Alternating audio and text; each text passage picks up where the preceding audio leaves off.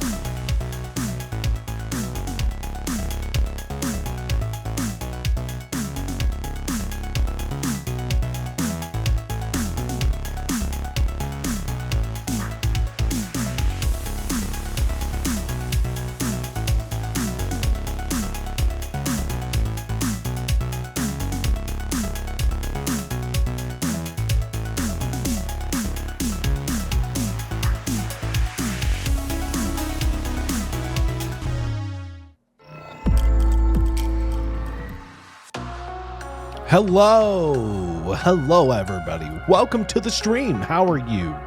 And Sharkfin, I saw you there. You are the stinky fish. The fish fin that stinks, that smells like fish. Holy, you have a whole intro now too? The truly the stinkiest Leems. I've had that intro for a long time. First of all, I've had that intro for a long time, and you are the stinkiest of fish. So don't go throwing stones where you stink. How about that? If you're gonna stink up the place, then that's what's gonna happen. But anyway, we're gonna play Tiny Bunny. Now, originally the plan was I was gonna play just chapters 4 and 5 because I played chapters 1 through 3, but that was a long time ago. Now, the issue is I haven't been here at the start for a while, so I didn't know. That's okay. That's okay. But apparently I don't have a save file, not anymore, and this game does not save to a cloud save. So as a result of that, I don't have a save. I got nothing. So we're starting fresh. We're gonna just play, because you know what? This is a good thing. And some of you might be going like, wow, you're stupid. Or maybe I'm dumb. And you guys are saying, we knew that. And, you know, you shut up, first of all. And then two, this is a good thing. This is an opportunity for us all to revisit the first 1 through 3 chapters and remember what was happening. Because remember, this was several years ago that I played this game, and then I kind of forgot about it, but I did enjoy it. It's creepy. And look at that face. I mean, is that a face of a... I'm just going to say, looking at that bunny in the coat, it's pretty cute, right? let's be honest, pretty adorable. Even if it has glowing eyes and it's menacingly in the dark, kind of cute. I'm not going to lie. I think that's pretty adorable. But either way, we're going to start this game over and see how it goes. So that's the plan. And we're going to see what it is. And we're going to remember everything about it from the start. So this might actually be a multi-part series because it is a 5-chapter game at this point. And that's why we're playing it again, because it is 5 chapters now. So that's cool, right? So let's get this show on the road. And without further ado, I'm going to take you to the game because that's what we're here for. You're here to see Tiny Bunny and a big Leem, big giganto Leem. That's me, big and gigantic. Tiny Bunny, gigantic Leem. Totally different. Okay, let's move forward, shall we?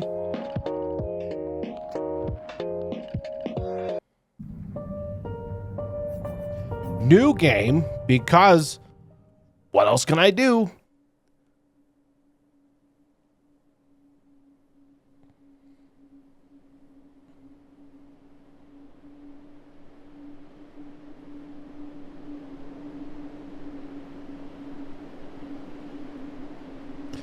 The wind clawed at my window all night long.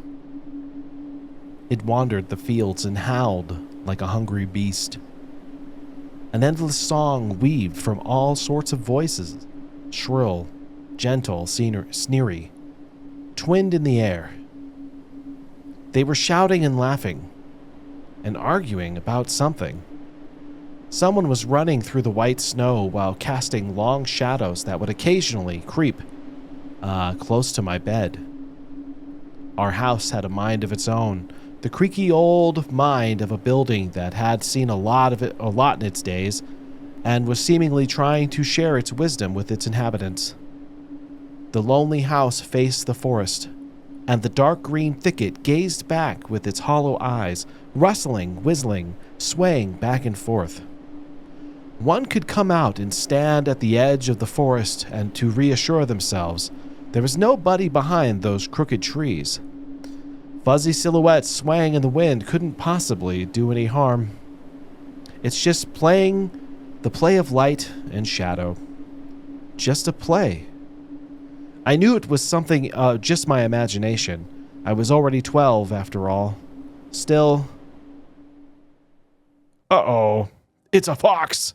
It's James. There shall be mischief abound. As far as we know. Episode 1, The Owl Will Arrive.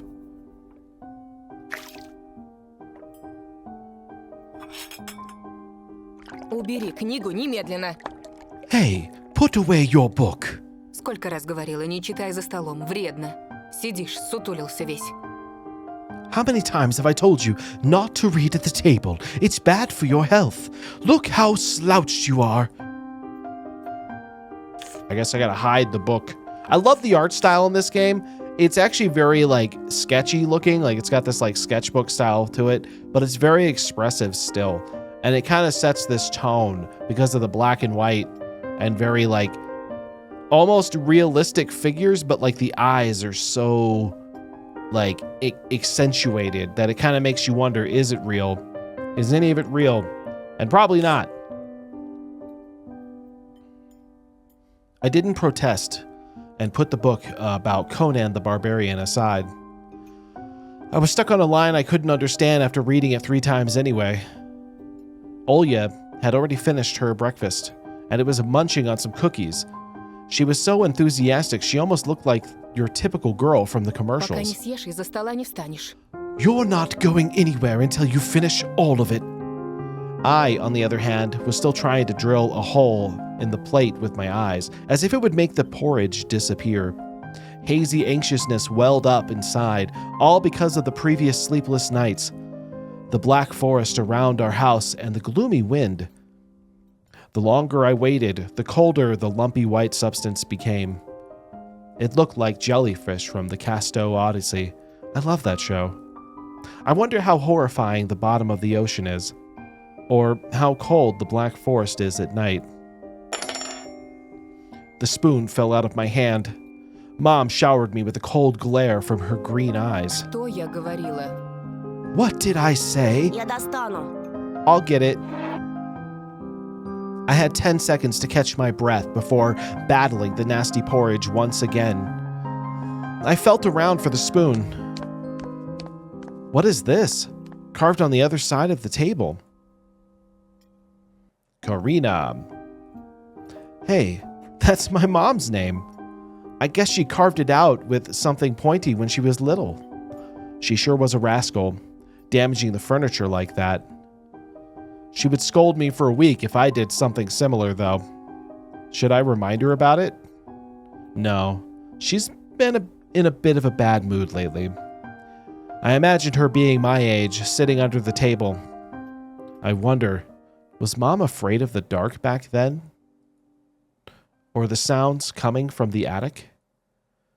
Or the thick forest?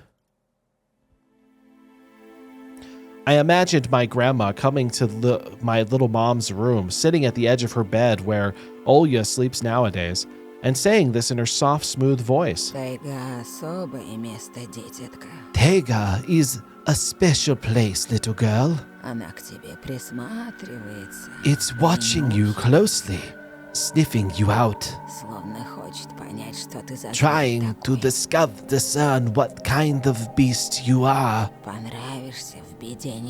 If you're a good sort, it won't abandon you in times of trouble. But if you're a bad apple, it'll grab you by the side and drag you under the ground. And that would be it. Grandma was caring. She never fought with anybody, never yelled, never swore. There were times without the maddening screams until late at night with smashed dishes and mutual accusations. Our parents used to love each other back then. I remember listening in one of their conversations by chance. They were talking about Grandma getting prepared for her funeral. She had already bought a casket, and she called it her cute funeral box. It waited for her its time in the closet, patiently. It was black, unupholstered with meat-colored material on the inside. I saw it when my grandma was getting buried. The house didn't change since the time she was alive. Only all of the photos were gone. Glass-covered pictures with gray faces of my ancestors. They all had a dead but watchful look in their eyes. I crawled out from under the table. Olya was done with her cookies and was looking at my share like a sly woodland creature. I turned my gaze towards the frosted window. There were a lot of dark pines outside, but they didn't grab my attention. A pattern in the frost formed a picture on the glass. There it is, the fox, it's James. Olya, look, it's a fox. Where? It almost looked like those optical illusion thingies they put on the back of student notebooks. A mixture of lines at first glance, but if you blur your vision a little bit and look under a certain angle. Not outside, on the window. Look, here's the nose and here's... Hey, eat up. Yes, just a moment. I don't see anything. Hurry up, there's not much time left. There it is, but still doesn't look like one. I'm telling you it does. Nuh-uh. It does. Stop it. These kids, I swear. Now I couldn't see the fox I couldn't see the fox either. It disappeared. Went away. Only the frosty pattern similar to the sketched out nettle leaves kept creeping up on the glass. My dad entered the kitchen with long, measured steps. I wanted to have a beard like his when I grew up. Mom would always ask jokingly, "Come on, shave it off, it stings." This was long ago. Nowadays, rumbling doors and witty comebacks were an everyday occurrence. Olya always covers her ears whenever she hears something like, "What's the point of all this?" through the wall. "It's all for your sake," Dad would reply, "for the sake of our family." I always caught every sound in fear of hearing the most dreaded and deadliest word that started with a D. I'm guessing he means divorce. D-I-V-O. I didn't even want to finish it. It was scary to imagine me and my little sister would be torn apart and taken into two different families. Да что твоя лиса? Anyway, your fox is nothing. I have an owl on my window. Опять ты со своей совой. You and your owl talk again. Так ты же вчера You мне said you верил. believed me yesterday. Никто Has anybody ключи от seen машины my не car видел? keys? Вроде I оставлял remember на leaving them подоконнике. on the windowsill. Вроде. Right. Вроде оставлял. Maybe you did. Maybe not. Вроде взрослый You're a мужчина, grown man отец and a твоих father of детей, two, а and вроде- still... Перестань, пожалуйста, Карина. Karina, please stop. Дай мне спокойно собраться. Just let me get ready in В peace. корзине твои ключи. Your возле keys are in the телефона. basket near the phone. Огромное тебе человеческое спасибо. Thank you very much. Антон, ешь быстрее, а то как Anton, мученик stop сидишь. making a martyr out of yourself and finish eating already. А сова? But the owl... Не было там никакой There совы. is no owl. Была. But there was one. Глазюки огромные. It had giant glowing eyes. Светят. Olya sprung up from her chair and placed her hands on her little face, imitating a pair of eyes with her fingers, the size of an apple each. В прошлом году бабай в шкафу. Сейчас сова? Last year you had Babai in your closet. Now this owl? Ну я же But видела. I saw it. Olya shifted her gaze back and forth from dad to mom to me, but couldn't find any А support. ты не думала подружиться Have you с thought ней? about befriending it? Вымышленными You know, feeding it мышами with an покормить, imaginary например. Не mice? подначивай ребенка. Don't bully our girl. Просто мала еще. She's just И спать afraid to одна sleep боится. alone because she's still little. Olya pouted her lips in rebellion and rushed into the hallway. The staircase that led to the second floor creaked. Mom gave Dad a strict look. Oh, that look in her eyes. It's so uncomfortable to be pinned under it. Dad just snorted in reply and left, ringing with the keys he just found. A minute had passed and the theme song from My Little Mermaid The Little Mermaid echoed through the house. It stored an incredibly worn-out cassette tape, which Dad had already glued together once. It's so easy to fix objects, by gluing them back together, for example. But how do you fix a relationship? Mom moved to the living room, and I was left alone, anxiously stealing glances at the window. Olya had trouble sleeping ever since we moved to this house. She would toss and turn, and curl up into a ball under her blanket. Sometimes, she would jump up into the middle of the night and turn on the VCR. Cartoons helped take her mind off the troubles we had with the move and our parents. Oh, shit. And then, Olya said she saw the giant flying monster outside her window. I hope it didn't look like that. I mean, that's pretty creepy alone. But the thing we saw, she became obsessed with it. Our parents did everything in their power. They tried every little trick to get rid of those ridiculous fears. Olya refused to sleep alone and didn't believe that the owl was just one of her nightmares. After last night, I was unsure what to make of my sister's words, what to think of it myself. Can nightmares be infectious?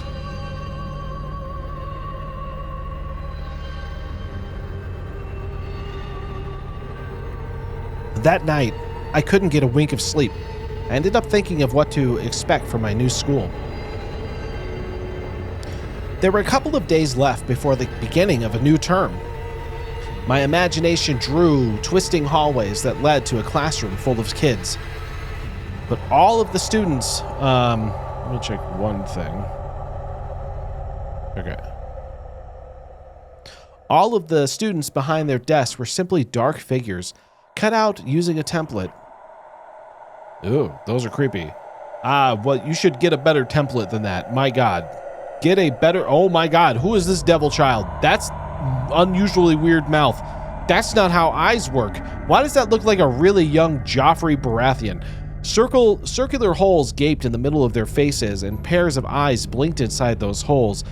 It was as if some completely different creature were looking at me from behind the flat black silhouettes. Their cruel glares, filled with icy sneers, made me shiver from head to toe. Will I survive here? Won't they gang up on me and beat me down? Stomp me on their bloodied shoes? The damn school can burn for all I care. I just wish for anything to happen to it. Doesn't really matter what. I didn't want to go there that badly. I didn't want to see people who were just itching to smack me on the head, trip me up, think of new offensive name for me, worse than the previous one. I felt like the glasses I wore made me an outsider or some sort of monster. My gaze slid across the drawings hanging on the walls. I couldn't consider myself a great artist, but Olga begged me to hang on to them. Drawing was the only thing that made me happy as of late. The small circle of friends I had also enjoyed my paintings. They promised to call me from time to time. Sometimes I imagine Mom picking up the phone and saying in a cold voice, "You've got the wrong number. You've got the wrong number." Or, "Anton is not around." Anton is not around. I imagine my future classmates lying on their beds, just like me, listening to the howls of invisible werewolves outside their windows. Maybe my new classmates will like me after all. But who would ever like a boy with thick glasses? I have glasses, kid. It ain't that bad. You'll get over it. I know when you're a kid, sometimes it feels like that's a problem, but you're going to get over it just fine, I promise you. Having glasses, not so bad. If you really think about it, it's fine. There's nothing wrong with it at all. And you're going to be fine with it, and everyone's going to accept you, and don't you worry about a thing. But until then, sleep tight, and don't let whatever monsters outside bite. I mean, my dad used to wear glasses when he was little, and now he's married to the most beautiful woman on the planet, my mom.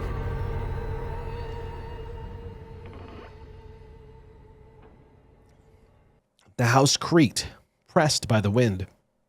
The condo we used to live in, a 9-floor concrete building, buzzed with a neighbor's drill, mumbled with a TV set from behind the wall, cried like a baby from the big family next door. Our current house, though I can't really call it new, was completely different. It was silent and easygoing during the day. Its shadows lay dormant in the corners, on the closet, cobwebs under the stairs. But they all woke up during the night. Something was watching me from every corner, almost as if the old photos of my deceased family with their ashen eyes were hanging on the walls in place of my drawings. The floor was squeaking.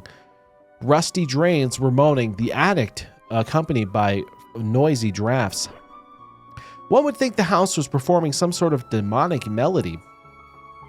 And then I realized I was, in fact, hearing music. It was already playing for a good while. Somewhere on the edge of my perception, I could hear a flute. It was mixed with the sound of the wind, of the creaking old house, and my thoughts, too.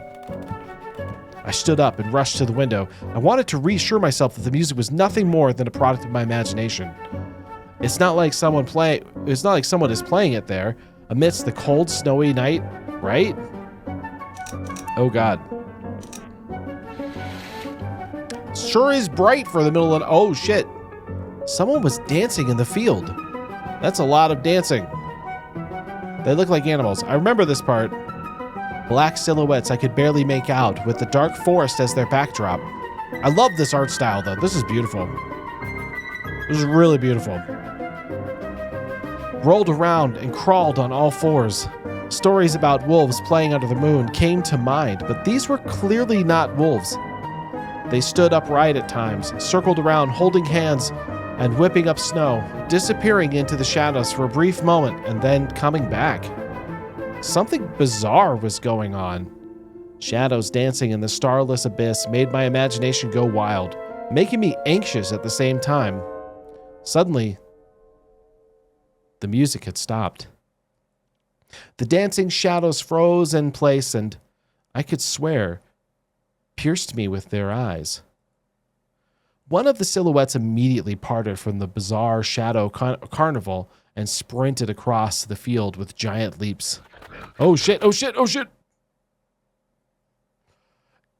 That was creepy. It glided on squeaky snow without leaving any prints until it was devoured by the pitch black shadow of my house, which became even darker and thicker. My heart was jumping like the bird inside of a cage. I shut the curtains with a soft motion and stepped back towards the bed. They saw me.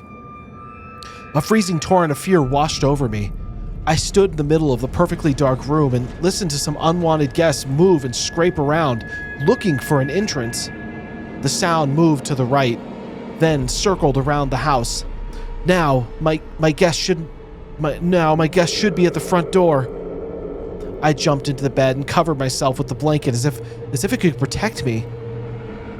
The shackles of fear locked my muscles. I remembered the funeral. My grandma lying there, hands crossed on her chest, her facial features sharp like that of a tin doll. Ants running up and down the legs of the chairs held my grandma's casket. I imagined those creatures climbing up her head and pulling her eyelids with their tiny legs. Her then wrinkly eyeballs once again moved inside their sockets, and she'd be able to see her grandchildren. I was chanting the spell she taught me throughout the whole procedure, and now, lying under the blanket and listening to the squeaks and howls, I was repeating those same words.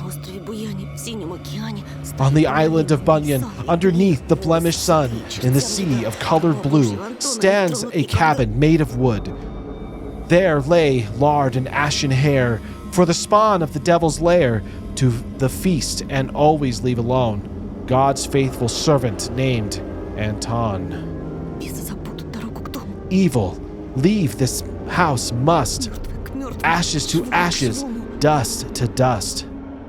Bizarre sounds had disappeared. I cautiously peeked out from under the blanket and saw the curtains waving and moving around like a hanged man. And then the night doused me with a new portion of boiling terror. The sound scratched at my eardrums. In reality, something somewhere were scratching at the front door, hurriedly clawing at the wood, demanding to be let in. The door was shut. Dad had become very cautious recently. He installed a sturdy lock. I remember him staring at the forest intently as if he was looking for someone. Ashes to ashes, dust to dust. I hugged my knees, placing my chin between them, and drilled the door with my eyes. It was so flimsy and weak before the might of darkness. And then the doorknob twitched slightly, then turned halfway, once, twice, as if the person who tried to enter had no hands. The doorknob tilted once more and then started clicking violently. My jaw cramped from fear. My wet fingers clutched the blanket. Oh, the door creaked and opened.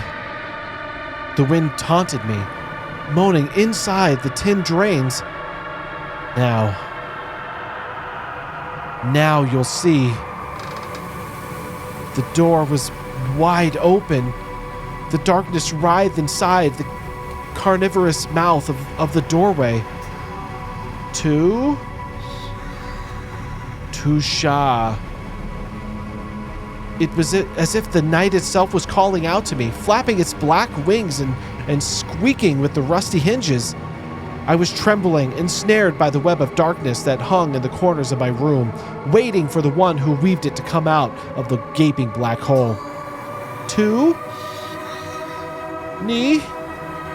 My abdomen tightened, and my chest rose up, ready to exhale a desperate scream. But before I was able to do anything, the darkness asked me, Tosha, are you asleep? My sister's pale face protruded from the thick shadows. I almost screamed from relief. Oya? Я не сплю. Что случилось? I'm not sleeping. Did something happen? Olya frowned and stuck out her lower lip, a clear sign that she was about to cry. It's there again, staring at me. Shoo her away, Tosha, please. I'm so scared. The fear that was tormenting me just a minute ago crawled away and hid somewhere in my stomach. I needed to calm Olya down. It was just a dream, silly. Don't be scared of dreams, don't bite. No one's going to harm you. Olya sobbed. She was trying her best to believe me. But was I sure myself? have an idea. Пойдем к тебе в Let's go to комнату, your room вместе and watch the посмотрим. video. Sleeping Спящую Beauty, for красавицу. example. Тебе же нравится You эта like that мультик? cartoon, don't you? Почему у спящей красавицы Why принц, does the а у Sleeping меня Beauty have a страшная prince and I have a птица? scary bird? That question took me by surprise. Ладно, давай посмотрим Золушку. All right, let's watch Cinderella. My thoughts became tangled, fuzzy. What was that? What studied me with his eyes while dancing feverishly under the moon? The darkness was clinging to the window, and it couldn't be fooled by Grandma's old chants. It couldn't be satisfied with a feast of lard and long ashen hair. Ты идешь? Tosha, you coming? Да, сейчас. Yeah, yes, just a moment. Oh, shit!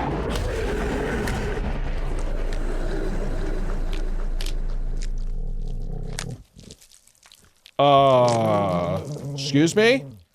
What the hell just, oh my God. Okay, it was a dream. The whole thing was a dream? Holy shit. That's probably not what you want to see when you're a child. That's why I didn't want to laugh at Oya and her owl in the morning. Oh, that's what happened before? Who could be visiting us here in the middle of nowhere? We don't know anyone around here. So persistent. I felt extremely unsettled from the silly thought that our morning guest could have come from the woods. I could barely hear voices coming from the front door. My mind was urging me to hide. In the closet, under the table, behind the curtains where Oya always hides. Тоша, подойди-ка сюда. Tosha, come here! I felt like kettlebells were tied to my feet, but still dragged them towards the hallway. Well, that's weird. A couple of policemen towered over me in the doorway. They smelled like frost and worry. What does that smell like? I'm very curious what that smells like. I don't know. I'm not sure what worry smells like. Is that like... Sharkfin would know. Shark probably smells like sharky fish. That's what frost and worry smells like. My mom always winced at the grumbled a moment. She saw patrol cars. Worse than bandits. At the moment, though, she looked somewhat confused. Здравствуйте. Hello? The senior officer, who wore a grim expression nodded. Тут мальчик вчера потерялся. A boy Вовой has зовут. gone missing yesterday. His name was Vova. Глянь, пожалуйста. Look Ты at его this, не please. видел? Have you seen him? The policeman held out a photograph to me.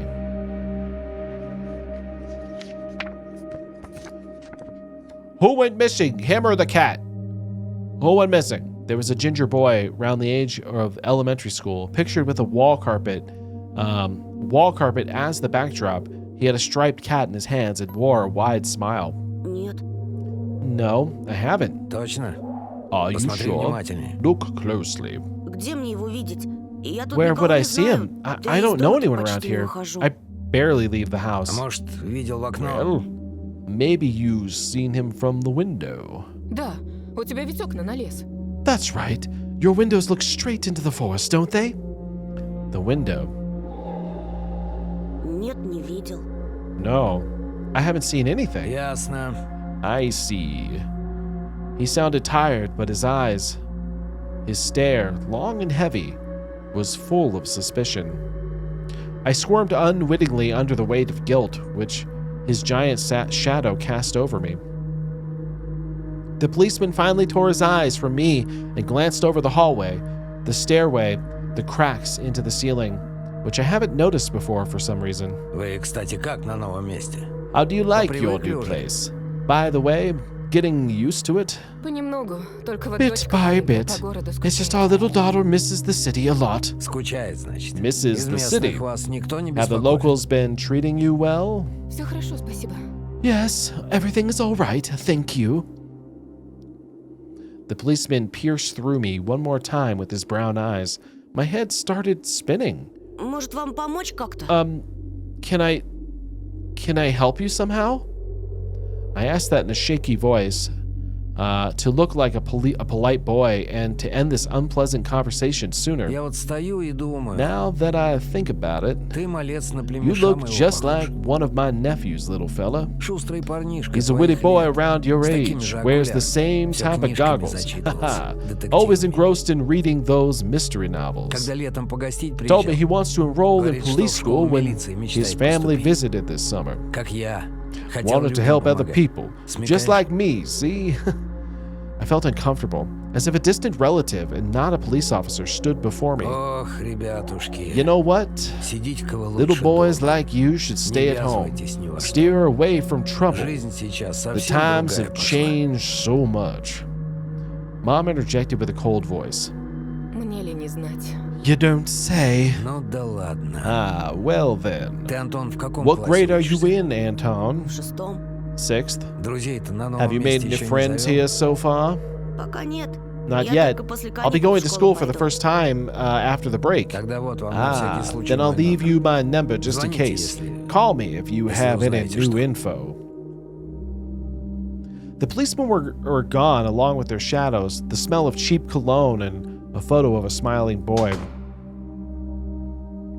His face stood still before my eyes. I wondered what it was like for him, being alone there. For some reason, I thought the forest, or I thought of the forest swaying in the wind. What did his poor parents feel? And what would my parents do if I'd gone missing? Would they cry and thrash around hysterically? Or would they accuse each other like they always do and forget about me eventually? Мам, а Вова этот в нашем лесу Mom, this заблудился? Vova, did he go missing in our forest? Выходит, что так. Seems like it, poor child. I look out the window at the road. The police UAZ drove off toward the village.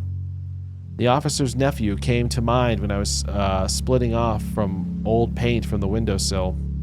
I remembered the teenage mystery novels from Black Kitty series I've read this summer. Glossary, huh? I didn't know there was a glossary. Oh, okay.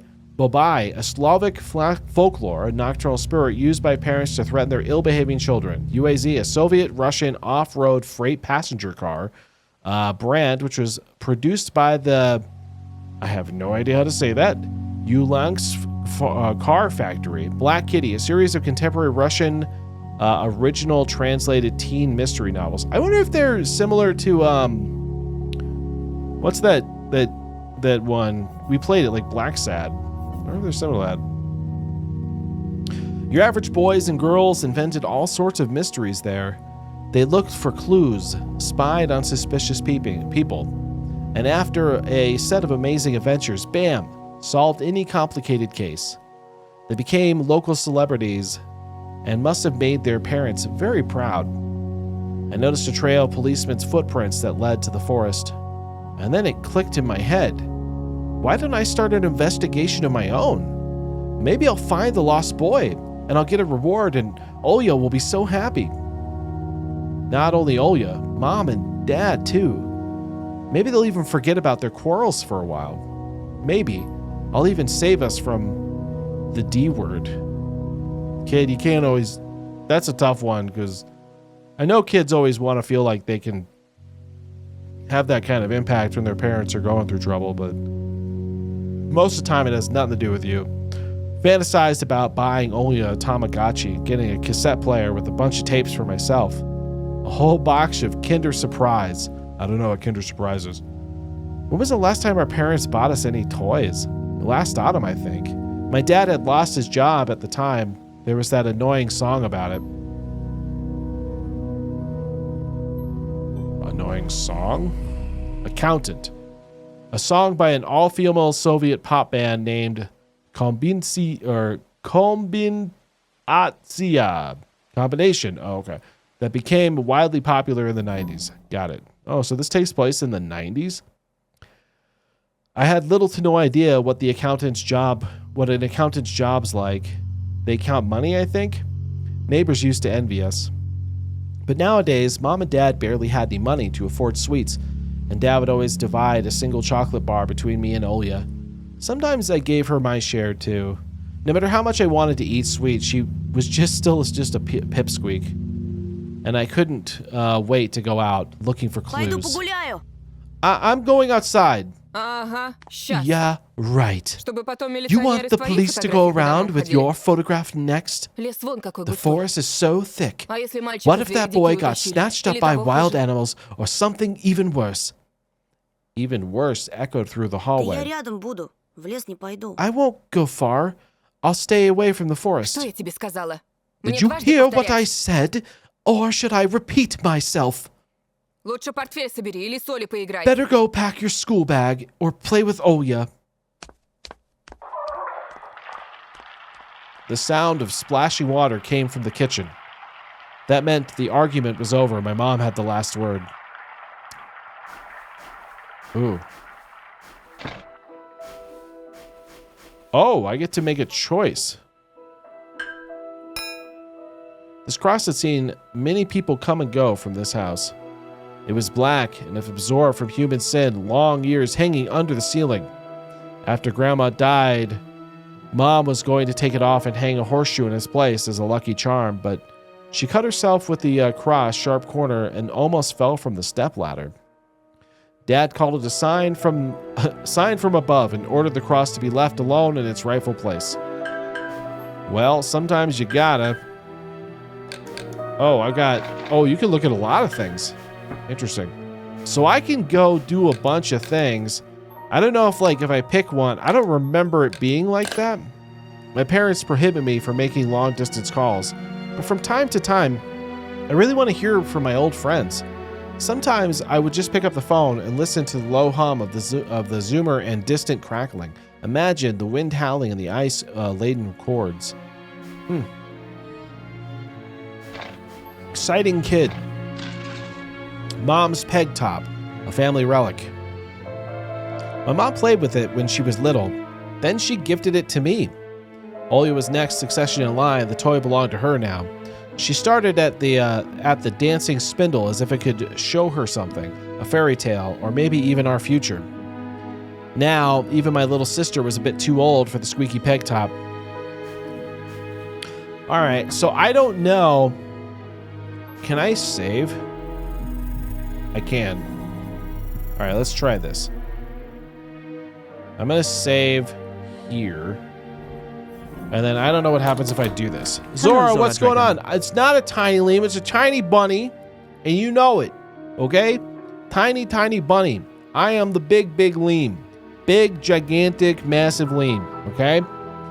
Dark and stuffy closet. Mom says it smells like mice, but how would she know how they're smelled? I don't know. Do you not know, or do you know? Do you know what mice smell like? Because apparently he thinks his mom doesn't. And I'm not sure that would be that weird. She hates it when I stick my nose in there. She's afraid I'll cut myself on freshly sharpened axe. Oh, there it is. That's true. There is an axe in there. Better be careful. And Olya can't even be lured to close it. She thinks Babai is living there. I tried to help her fight her fears once. I opened the door and turned on a dim lamp so she would see there was nothing but cobwebs, Dad's tools, and scratched walls. She didn't believe me. And I liked to hide in the closet and listen to Olya count outside. 1, 2, 3. Better hide from me. And then drag her feet on the cracking floorboards, hoping that she wouldn't need to look for me in the cramped monster's den. Okay, so that didn't lead to anything. So I'm wondering if I then, okay, so now we know that. Yes. So what happens if I go to the kitchen? Oh, open. Ooh. Oh, the freezer. Grandma kept ice cream for me and Olya there, but now I can only see meat bits for soup and clumped together palemni. I don't know what pelmeni. I don't know what pelmeni is. What is pelmeni? I don't know. We got some pickles. Gotta have pickles. There's a lemon. That's good. Maybe margarine. I don't know. Let's see. I'm gonna lie to Mom. I lie to Mom. Interesting. I'll try it. It was difficult to lie to Mom, but there was no other way for me to run away from home. Мам, Там что-то с телевизором случилось. Mom, something's wrong with the TV. Картинка какая-то The тусклая, picture is и dim экран and весь there's в are полосах. stripes all over the screen. Mom's face became visibly Без distorted. ножа меня режешь. You're killing me here. So you have had enough of shooting those stupid ducks now? Говорила же, посадите мне кинескоп Told you the своей kaleidoscope will приставкой. go dim because of your console. Где мы теперь мастера найдем? Where will we переедем, а? find a TV technician in this hole, huh? Может быть, просто Maybe it's настройки just the сбились? settings? Сходи, посмотри, пожалуйста. Please go see for yourself. Strange. Нормально же It worked работал fine in the morning. Из-за снегопада, наверное, неполадки. Maybe the snowfall caused it? Mom rubbed her hands clean on her apron and then went to Olya's room. And then she was gone. All right. And there she goes. To the front yard. I'm free. Let's do that. Before I do that, let me save. Because I don't remember if there's any like major like options or choices I have to make that will affect the outcome of the game. I really don't remember. I opened the front gate and went into the field. Carefully, so Mom wouldn't see me from the window. When I crossed half the distance towards the forest, the snow piles became so high or as high as my knees. I remembered my nightly fears. Oof. Those silhouettes around here. They were jumping around and holding hands. That hypnotizing music started playing in my head all its own. In the light of day, those distant figures felt like a simple dream. The sun turned my nightmares to ash, but the aftertaste was still there. Distant ringing in my ears, distorted shadows crawling on the snow alongside me, and a barely audible whisper in my head, blurry and almost kind. Everything was silent. So silent. I felt like the world was totally empty. No ground, no sky, no parents, no Hello, Olya. G_Mexican_Candy.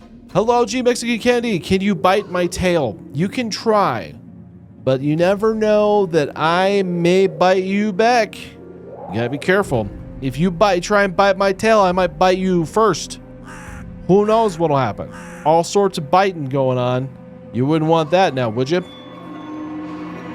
You might get in the face or something. Who knows? Could happen. The time reached its limit, a one-way trip that ended in the forest's piney stockade. Sometimes silence was much scarier than any scream. Our parents would scream at each other while arguing, and both me and Olya turned to stone, listening to them. But then always came the ringing silence. Our apartment became numb for a couple of days before we departed. It was hard. His mouth is huge. That's a big freaking mouth. That's scary. His teeth are also unusually large. I was hard to remember the last time Mom and Dad joked around, laughing, or spent time together. Almost like all of it was in a previous life. Can you ask the bluebird? Can you bite them? You can ask them. That's one of the channel point things. You can ask him yourself. He will answer you. There is a channel point thing for that. When they kissed, I don't have enough points. You don't have enough points? Well, hold on. Let me try it. Let's see. Let's see if we can do it. Here we go.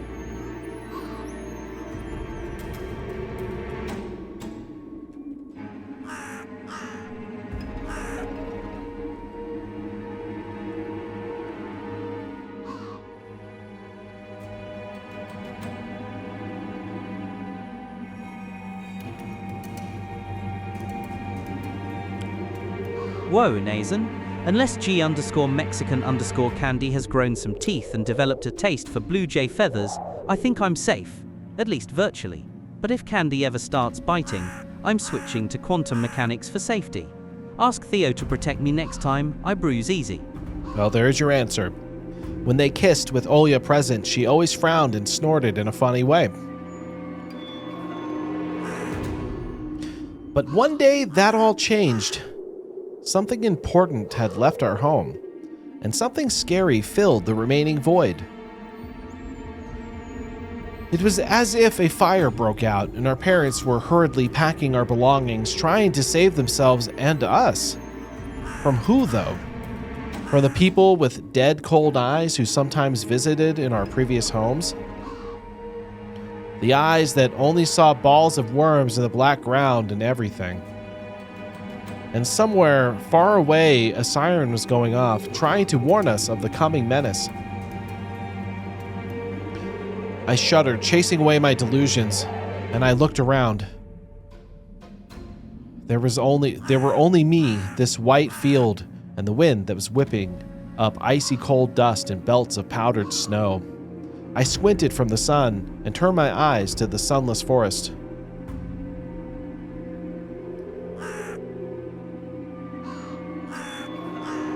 Who did she say next time to ask? Theo. That's the Warpletinger character. It looked especially dark in contrast with the blinding whiteness. Knobby tree roots slithered under the snow like fat snakes. Rotten leaves. See, that's this one. That's Theo GPT. Bryn wants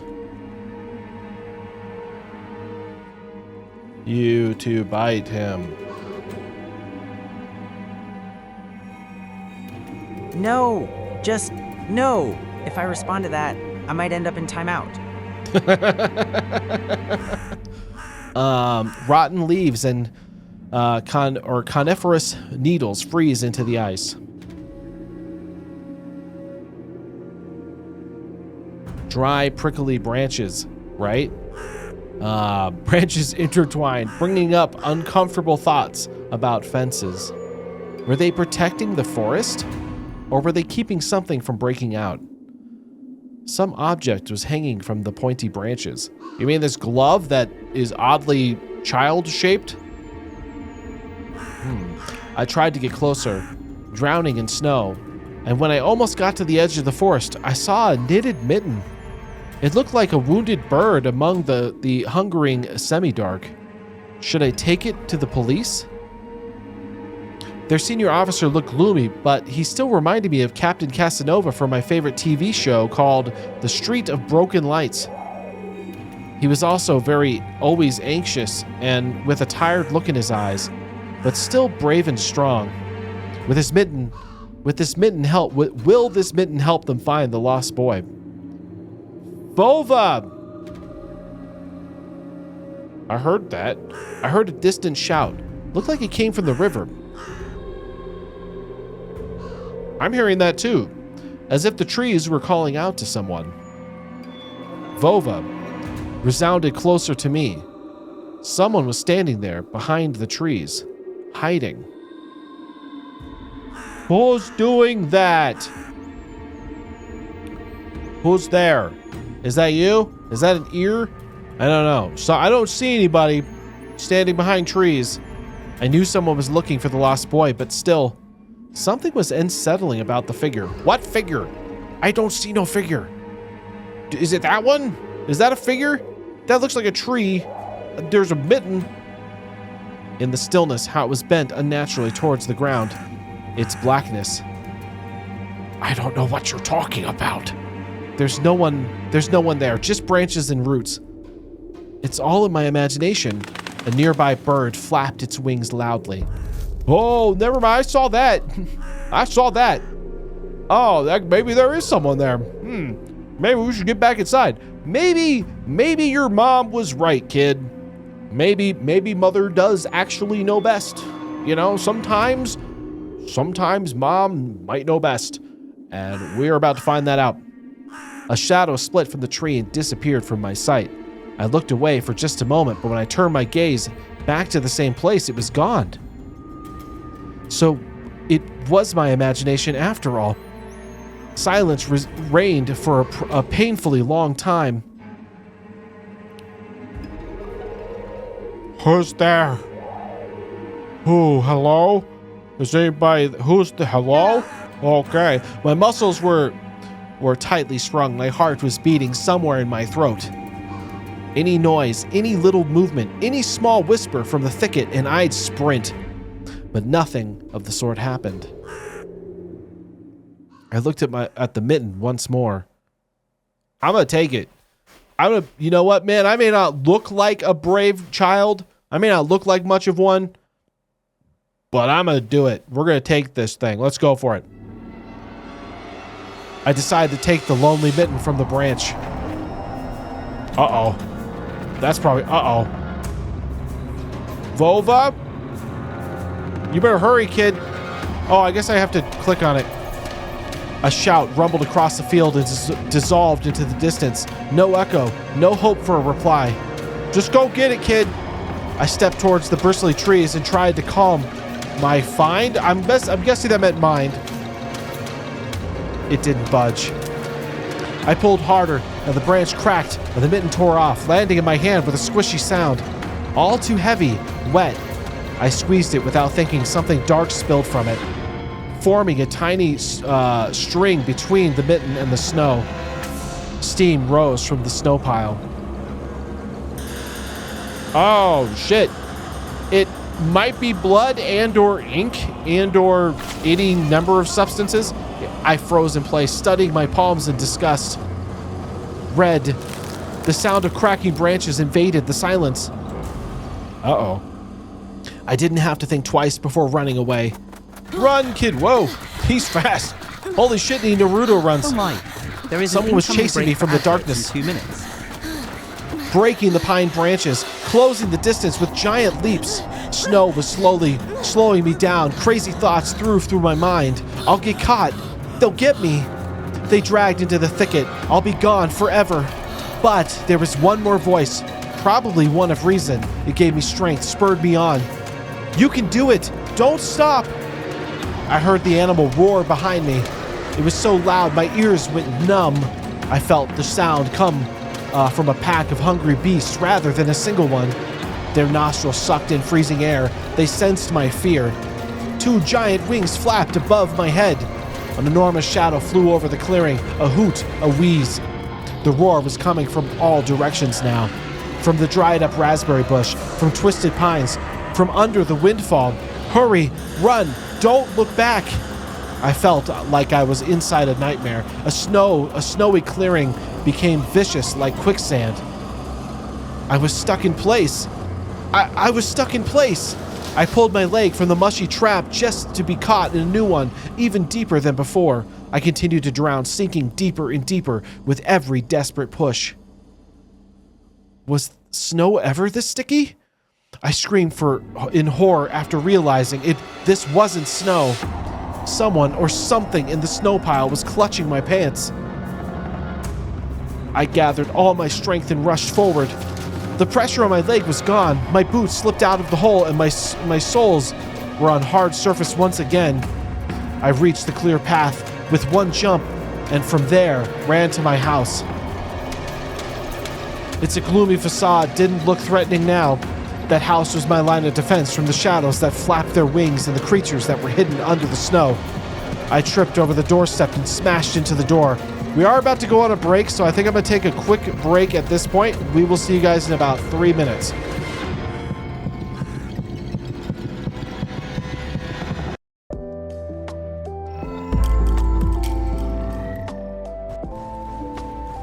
Can you get in here? Haha! I found your weakness. Never mind!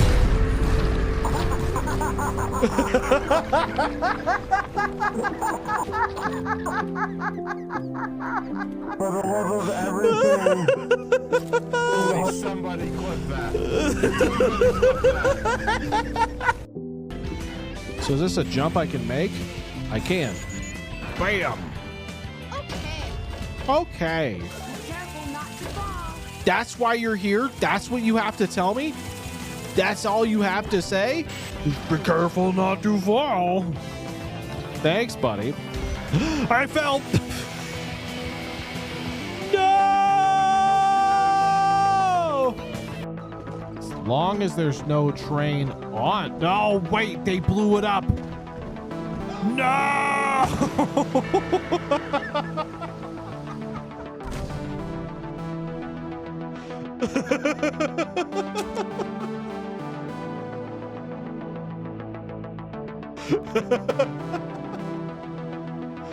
There's gotta be a better way. There's gotta be a better way. Okay. Boba straw. What? Hi. Do you want Boba motion? Fuck you. Fuck you. Oh my God.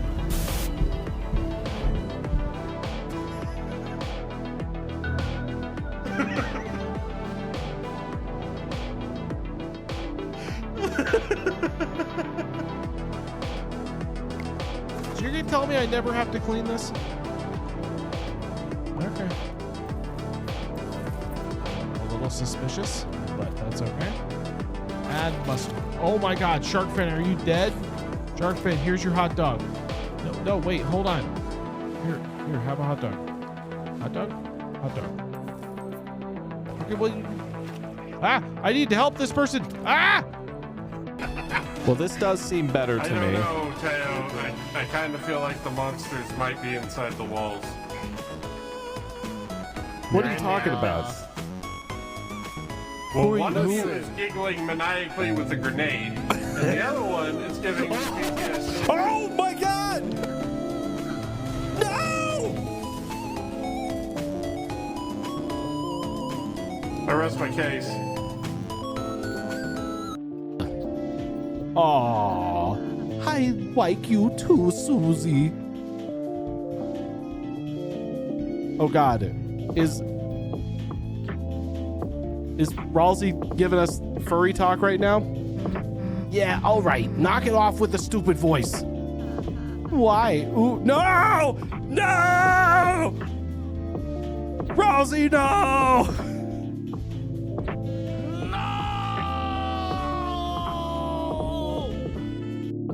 If I have to, I'm sure I can get more out of him than he's willing to say with a little charm and finesse. Okay, so I gotta be kind. So, tell us in your Oh, he looks like a good boy. Feel you need That's such a good picture.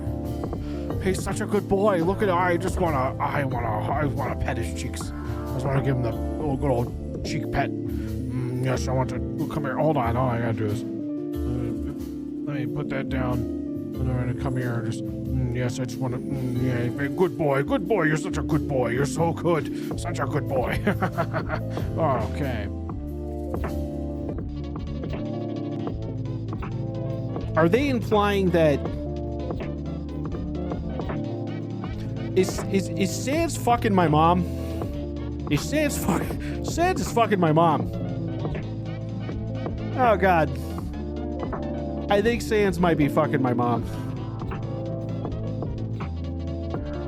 All right. Shut up. I'll go when I want. Damn well want to go, kid. Jesus. Don't tell me what to do.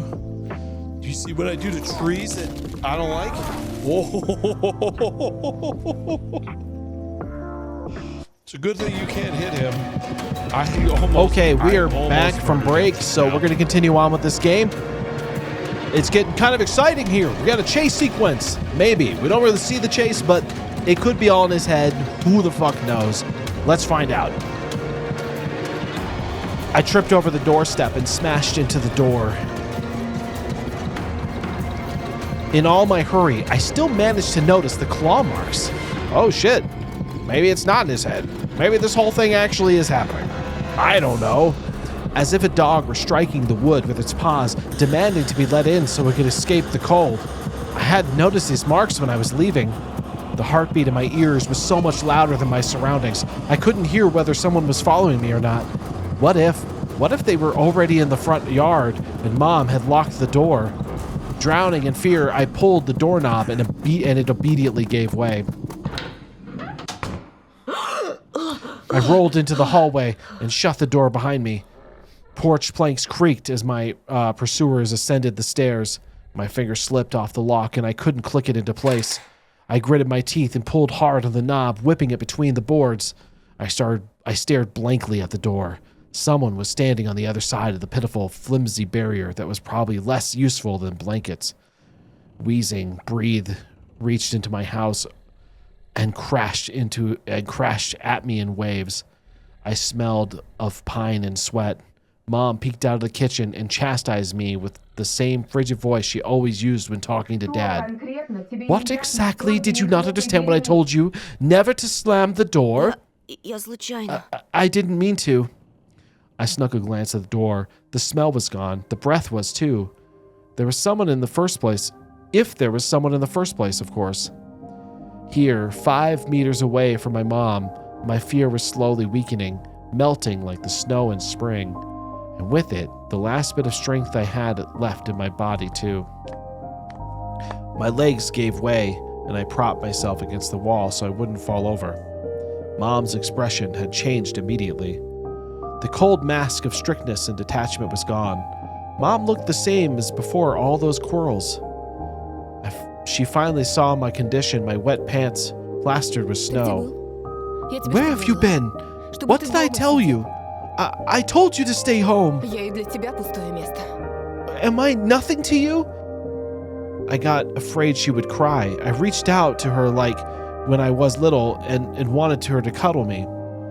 But Mom regained her composure fast and put on her usual face. Her eyes shined like steel. Her voice rang out. Your dad can't find his cigarettes. Be honest, did you snatch them? Were you smoking in secret? There was someone chasing me. I thought... I stuttered as soon as I started to explain myself. Tears welled up in my eyes. Mom leaned toward me and sniffed my clothes like a beast, searching for the smell of tobacco. She then squinted her eyes in suspicion and looked in the front yard. Her expression changed in an instant and she covered her mouth with her hand. Look, over there, at the fence! My heart started thumping as if I became prey once again and my pursuers were following me in the field. I could swear that I heard something scratch at the door, just like in my nightmare. Mom beckoned me with her finger, and I gathered all my remaining bravery to look into the kitchen window, facing my fear. Oh, shit! I could barely discern some hairy silhouettes swimming in the snow through the icy winter patterns on the glass. Dogs. That one looks a little weird. There's something weird about that one. Just a small pack of strays with no name and owner barely reminded me of the hungry monsters that live on the edge of the forest. Oh boy, you were scared of them? I think they'd rather be scared of you, Anton. They were chasing me like a bunny. What if they're rabid? The smile slowly disappeared from my mom's face. Now she looked at the dogs as it was the first time seeing them. What if they attack Olya? Mom? I wish your dad could just shoot them all. Mom, look. They're alive. Huh? What?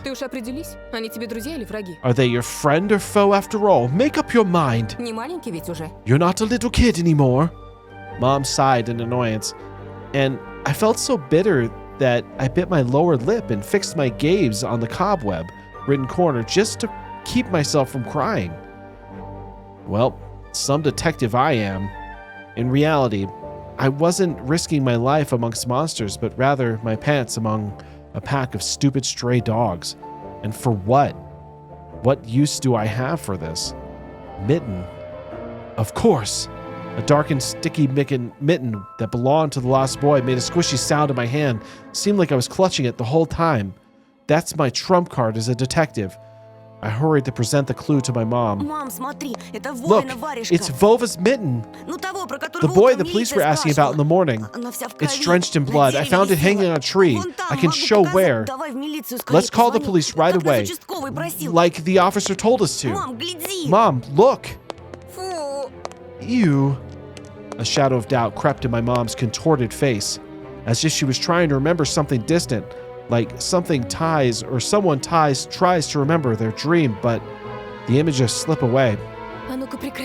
Stop it this moment. Olya will go insane if she hears you. She is already has trouble sleeping and whines all the time. And you joke around like this? At the moment, I realized the mitten was actually wet from snow. There was no blood whatsoever. I wanted to sink through the floor from embarrassment. Иди сюда, паникер. Come here, my boy who cried wolf. Да не стой Oh, столбом. don't just stand there. Таблетку на. Come Быстрее. take your pills. A golden-colored pill reminiscent of a dead wasp fell into my Я palm. уже пил сегодня, за завтраком. I already took one during breakfast. Попререкайся мне Don't еще. talk over me. Сказала дома I сидеть, told you to нет? stay home, and you. Был бы отец выпорол. Dad would have given you a good whipping for that. Сейчас же выпей, а то Come ночью не on, уснешь. take it, or you Тебе ведь won't be школа able to завтра. sleep at night, and you have school tomorrow. So I had swallowed the bitter medication, drinking it down with a similarly awful water that gave off a taste of chlorine. Maybe it wasn't Volva's mitten. Maybe it wasn't a mitten at all. Just like the forest monsters and Olya's owl. Am I going mad? What's happening to me? Either the pill had an immediate effect, or my overexerted brain didn't let the fear inside anymore. Serenity washed over me, bringing yawny indifference along with it. Антон, выпил? Anton, Можешь, you если done? захочешь. See, you can do it when you try. Раздевайся. Take Уснул, off your что ли? coat. Are you asleep? Нет, мам, просто No, Mom. задумался. I was just thinking. Интересно, о чем же? About what, I wonder? Так, It's глупости всякие. just something silly. Mom scrutinized me with her suspicious eyes. As if she wasn't sure she was looking at her own son and not some doppelganger that came from the forest. Точно все нормально? Is everything all right? У тебя такое лицо было, когда You had the милиционер exact same про окно expression спросил. when the police asked you about the window. Все нормально. I'm all right, Mom. She heaved a deep sigh. Fine. She does not buy it. I can tell you that right now. She is not buying it. It seemed like the house had changed. The sofa's fabric had become discolored. Fingerprints appeared on the bathroom tiles. The light bulbs also felt different, dimmer, and yellower. Even the saliva inside my mouth had a different taste. The melody from Aladdin could be heard from the upper floor. Olya was done rewatching her favorite Little Mermaid episodes and switched to the other tapes. I slowly changed into my home clothes, stopped before the sink and studied my reflection in the mirror, like I was trying to solve one of those spot the difference puzzles. Then I went upstairs. Jafar and Iago's voices died down. I walked past Olya's bedroom and slipped into my own. Oh. One of the drawers was empty. I hid the mitten in there. This simple action drained the last bit of strength from me. I sat on the bed. And then, and only then, I noticed there was someone behind the curtains. My tired hand dropped to the sheets. Whether it was due to the medication I took or the stress I underwent, the room began to contort, as if the wind was blowing the walls out like a pair of sails. The corners of the room bent and undulated. The only stable thing in the whole room was the figure between the windowsill and the curtains. I mean, it's definitely... Is that Olya? The flimsy piece of cloth was stuck to my hidden visitor. It reminded me of burial sheets. Оля, Olya? Who else would be standing there? I stood up and licked my dried Оля, lips. очень смешно. Yeah, Olya, it's so funny. The silhouette was unmoving. It was enveloped softly by the curtains, as if there was a thick layer of darkness there, not a human being. I reached towards the curtains. Badum, badum, beat my heart, controlled by medication. The wind sang in the field with a chorus of voices. For a second, I wanted to return to the bed and just lie down and watch the person behind the curtain, knowing full well they were looking back at me. They were looking without blinking, waiting for me to fall asleep. Plastic rings rustled against the holder when I pulled open the curtains. Попался! Gotcha! Да я сразу понял, что это ты. I knew it was you from the beginning. A blindingly bright halo lit up above my Olya's head with the setting sun in the background. My sister was shining. When she was just a baby, Dad always used to say she was shining with happiness. I always retorted, but Dad, she's not some flashlight. But I brought her to the window one day, and the sunlight poured on her smiling face. I felt like I was holding a light-woven child. А я все видела. I saw everything. Да ну, Oh, really? что ты спрятал? What did you hide? She was just like my mom when she was little, before she put on her sad mask of tiredness and switched to her commanding tone of voice. Ничего, просто... It's nothing, just... Olya ran up to the table, her eyes round, and asked, Ты что-то украл? You теперь stole прячешь? something and hid it here. Ты вор? Are you a thief?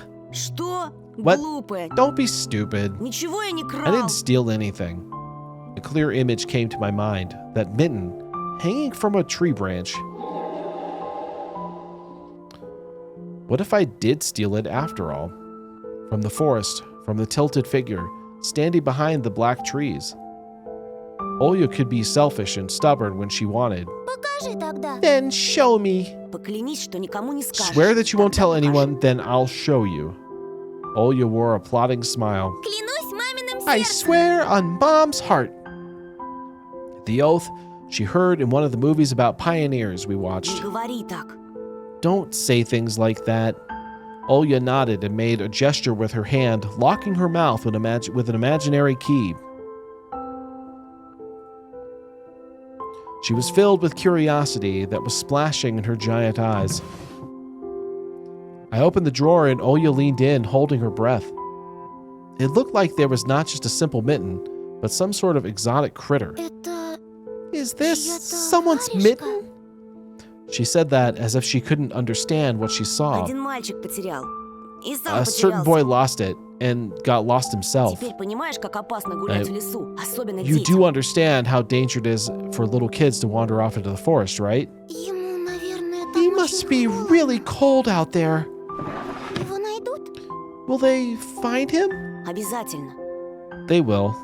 Участковый по домам ходит. The police are всем going фотографии house to его house, показывает. showing his photo to everybody. Olya traversed the room with care and pressed her tiny palms against the window. А почему он по домам ходит, а не And по лесу? why are they going to the house and not the forest? Боится? Are they scared? The question caught me off guard. Милиционеры ничего не The боятся. police aren't scared of И anything. лес они They've already прочесали. scouted the forest. Yeah, flashed my clouded mind.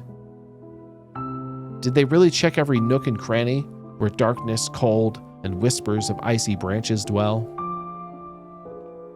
If that's the case, how did they miss the mitten? Or did it appear later for me? I changed the topic, as if trying to get Olya as far away as possible from the forest thicket. Если я сам найду пропавшего мальчика, We may нам, может, get a награду reward дадут. if we go and find this boy myself. Кучу всякого. A lot of как stuff, история like in the чудес. Wheel of Fortune. Клёво же. Sounds cool, right? Olya wasn't listening to me. She was piercing the forest with an incredibly adult eyes, uncharacteristic for her. А что, если это сова его What if утащила? the owl got him? Ерунда. Nonsense. Не может сова поднять An owl won't человека. be able to lift a human. Ну вот что. But you know what? I was picking my words with the utmost of care. I forced them out of my overexerted brain. Ты в лес не суйся. Stay away Кажется, from the он forest. I какой-то, think как it's, бы сказать, how should I put it? проклятый, что ли. Cursed or something. Как в сказке? Just like a fairy tale. Нет, скорее, No, как на more той like that страшной spooky кассете, tape что our родители parents hide прячут. from us. Olya shivered and stole a glance at the window. Я видела, как ты убегал. I saw you running away. За тобой кто-то гнался? Someone was chasing you. Нет, просто, No, чтобы it was мама just- не волновалась, I спешил was just домой. hurrying back home so Mom won't be worried. As I looked at my sister, my heart was tearing apart. She was so fragile. It was so easy to stifle her light. A gust of wind, and her small fire would be gone. Хорошо тебе. You're lucky. Меня вот мама не Mom пускает won't even даже let на me go крыльцо. outside. Как принцесса I'm в like a башне princess in the tower. Никуда I не can't могу go выйти. anywhere. сижу. Так и умру тут I'll от скуки. die from boredom here. Не придумывай. You're wrong. От скуки еще No никто one не has ever умирал. died from boredom. У тебя же есть я и And мультики. you have а me and мама your с папой cartoons. скоро And помирятся. Mom and Dad will be good to each other soon. Знаешь, что бы я You know загадала what? на следующий день I wish for my рождения? next birthday, Чтобы родители I wish тоже for в Mom and детей Dad to turn into превратились. children И so мы we бы can go все play вместе together like we играли, used to. как раньше. Ага. Yeah, and if you make them small as bugs, we could place them in a little box. Olya giggled and tugged at my sleeve. Tosha, let's go watch Aladdin. Fatigue won over my desire to be with my little sister. I was washed over by some heinous apathy. I'm too tired. I don't want to. Come on. It's so boring alone, and Mom is always busy. We can pick a cartoon you haven't seen before. I know all of your tapes by heart at this point. Not all of them. You haven't watched Peter Pan. Remember how you fell asleep in the middle of it? And so much happens after that. Let's go, let's go. Maybe a bit later. Should I tell you how it ends? Let's leave that for tomorrow. I won't tell you tomorrow. I know. Let's play hide and seek. No, Olya. Then draw me a dino. Olya, please. Draw it, draw it. Leave me alone already. I blurted out without thinking, and then I was immediately taken aback. I'd never screamed at my little sister like that. Olya stared at me in shock. Her lips started trembling, a precursor to tears. My chest was seething with disgust and embarrassment. What's happening to me? I hurried to prevent Olya from crying. All right, you win. Let's go watch cartoons for a bit. I don't wanna. I came up to her, putting my hand on her soft head. Let's go. Let's go watch Peter Pan. Boo, you'll fall asleep again.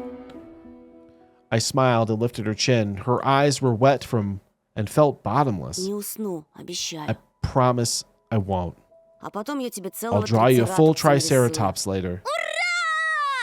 Hooray! Triceratops! Well, close enough. Olya rubbed her eyes and with the sleeve of her pajamas, and a shining smile returned to her face. I'll go ask Mom for condensed milk and bread, and you rewind the tape. The bread is fresh, just how you like it. All right, just be careful not to spill the milk, or you'll be yelled at again. Wanna bet I won't spill it? The tape is somewhere in the nightstand. Look for it. Olya disappeared in the doorway, and I dragged my feet into the neighboring room. Interesting. Let me see. She has a Chip and Dale thing. I also do know that, like, back in the day, condensed milk was like, I mean, condensed milk tends to be sweeter, right? It's like kind of like a dessert with bread. So you like take the bread, you dip it in condensed milk, and it's kind of like a sweet, you know, like dessert type treat, I guess. I don't know if like it might have been more common at that time. I don't know what that sound was. Oh, it's you. You do that. Interesting. Also, I feel like having that here in a little girl's room could be unsafe. But let's see what happens when we turn it on. The old photon TV was gathering dust in the corner. All of that was left was clicking the button for the front panel. The tube warmed up. A familiar white noise started dancing on the black screen. I almost reached out to turn on the VCR. When the noise came down, a blurry image appeared for a moment. That's not normal. Hello? That can't be good. I don't like that. I don't like that. Don't like that at all. Something creepy resembling human speech was coming out of the speaker. Just a few moments later, the scenery was gone, or was again overshadowed by noise. Did I catch some road signal? Local TV station only really showed Soviet cartoons, and even that was pretty rare. And only just recently, I used to always watch Robotech before school. It was so awesome. Maybe I should tinker with the antenna. What if I catch that channel again? On the other hand, Olya asked me to find the tape. It wouldn't be nice to disappoint her. But in my sleepy strength, I didn't have the strength to do all of it. Ah, shit. I'm gonna search. Peter Pan, right? Peter Pan. I sifted through the shelves full of dolls and blue hippos from Kinder Surprise. Oh, that's Kinder Surprise. I found the one tape I needed, thanks to its shabby spine. I got the black rectangle from its box. The tape inside rustled while rewinding to the beginning. This rustle was luring me to sleep. Drowsiness attacked me while I was squatting before the TV. Images whirled in my head. Me and Olya flying above the forest, trembling in the soft clouds. My little sister is laughing, but her smile becomes more and more forced with every passing second. I notice that the clouds underneath us part, burying bristly pine tops. Swampy darkness slurped among the trees. The wings are no longer able to hold us and Olya. You haven't started without me, have you? My sister brought the tray with unevenly cut bread and whole can of condensed milk. Oh, so it's in the can. I don't know if this must be water or like hot water or tea or something. I rub my eyes. No, come sit. Mom and Dad are arguing again. They're going through rough times. Rough times are lame. On the screen, Wendy was hiding Peter Pan's shadow into the dresser. Olya was entertained by the cartoonish dog Nana. Maybe Mom and Dad will buy us a dog too. Yeah, right. I'll have my own dog in Neverland. And a cat. And a parrot. Olya smeared a slice of bread with a thick layer of condensed milk and handed it to me. Have you lost all of your baby teeth? Obviously. Olya frowned, deep in thought. Peter Pan has baby teeth. What did I just see back there? Oh! Marlo, what's going on? How are you? Welcome in. I have my scared face on. I didn't mean to have that. How are you? Welcome in. Thank you for moving the tail. It was getting in the way. What if they won't let you go to this land with adult teeth? We'll think of something. We'll ask Dad to alter your age in the passport. And why would Dad forge documents? Olya took a bite from the sandwich and started talking with her mouth full. Mom, they did before. You'll grow ears as big as Dumbo's. Olya got worried and touched her ear. I smiled to myself. My little sister was silent now. What am I hearing? She devoured the bread, watching the adventures of Peter Pan, Tinkerbell, and James Hook. Nobody calls him James Hook. His name is Captain Hook. Who calls him James? As she got sucked into the fairy tale Neverland. To be honest, I imagine myself there, in a land where no one ever ages. No one ever argues over little things, where no one listens to the fights and the sounds of broken plates at night. It felt like I was dreaming with my eyes still open. Then my sister's scream pulled me back to reality. Tosha, shut the curtains fast. They appear to already be shut, so I think we're good. Think we're gonna make it. What the hell is that? Why? No one's watching you. It's dark. And when it's dark, that's when the owl comes. I'm scared. Oh, I guess I was wrong. My mistake. They're clearly not all the way closed. I got out of bed, fighting my drowsiness, and closed the curtains. Is that the only... Okay, I'm gonna do that. I'm gonna close it. There's definitely gonna be nothing out there. I did my best not to look outside, towards the treetops, towards the taiga forest, which seemingly drew closer and closer. You moved it again. Almost. The force is not with you now. The tail force, not with you on this one. Tell you what. Hello, Marlo_Wolf. Flip's table. Oh my goodness. Which table? There's no table in this room. Do you see a table in this room? I don't know what you flipped. You might have flipped the little girl's bed. Do you feel good about that? Of course. It was just a visual effect from the shadows of branches scraping in the snow. Tosha, Mom thinks I made the owl up. And Dad, too, thinks I'm a liar. For the follow, Lenizmon. Lenizmon, thank you so much for the follow. I appreciate it. Welcome to the conspiracy. How are you? Hope you're doing well. Welcome to spooky Russian game. I don't know. It's Tiny Bunny. It's good. It's really good. It's kind of spooky. But the owl exists. Honestly, it does. Lenizmon. Hello. How are you? Oh my God, that girl's smile is something else. Let me tell you, that girl's smile is something else. All right. You believe me, right? It comes every night, and I swiftly grabbed Olya's hand and looked her in the eyes. I was trying to transfer at least some of my courage and determination, but did I really have those qualities? Yes, I believe you, all right? Just don't nag our parents about it anymore. They're already dealing with a lot, so they'll just get mad at you. Come on, tell me if anything happens. And don't look out the window. But it wants me to look. Doesn't matter. Act like it doesn't exist and never existed. Like it's made up. Just like Mom and Dad say. It'll get tired of waiting and fly away. What is that? That looks like a mouth. Is that supposed to be the gator? That one worked. You got it. You finally got it. You win. You win this round. You win this round.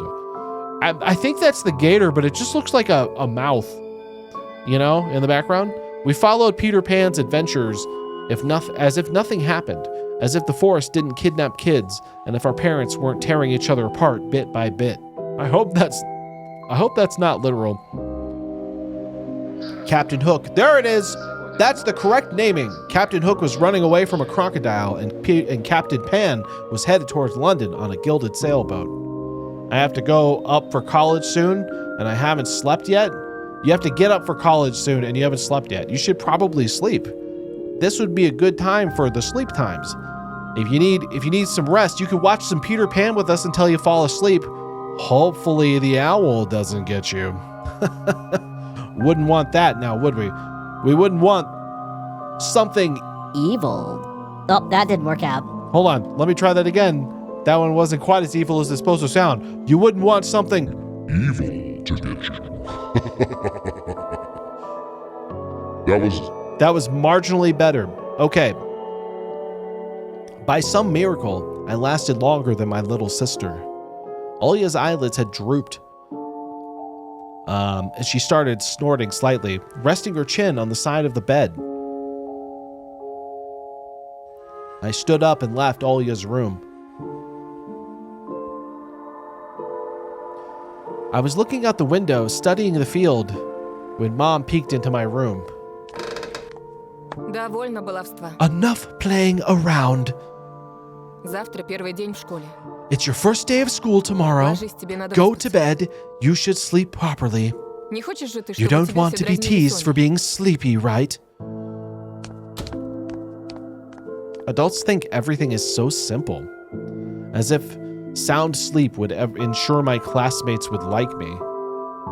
I covered myself with a blanket up to my neck and listened to the house humming, to something invisible rustling in the corners. My inner voice had a question for me. Do you want to hear that mysterious flute again? I mean, it was kind of pretty until that thing came running after me. But before that, it was very pretty, so maybe. Yes or no?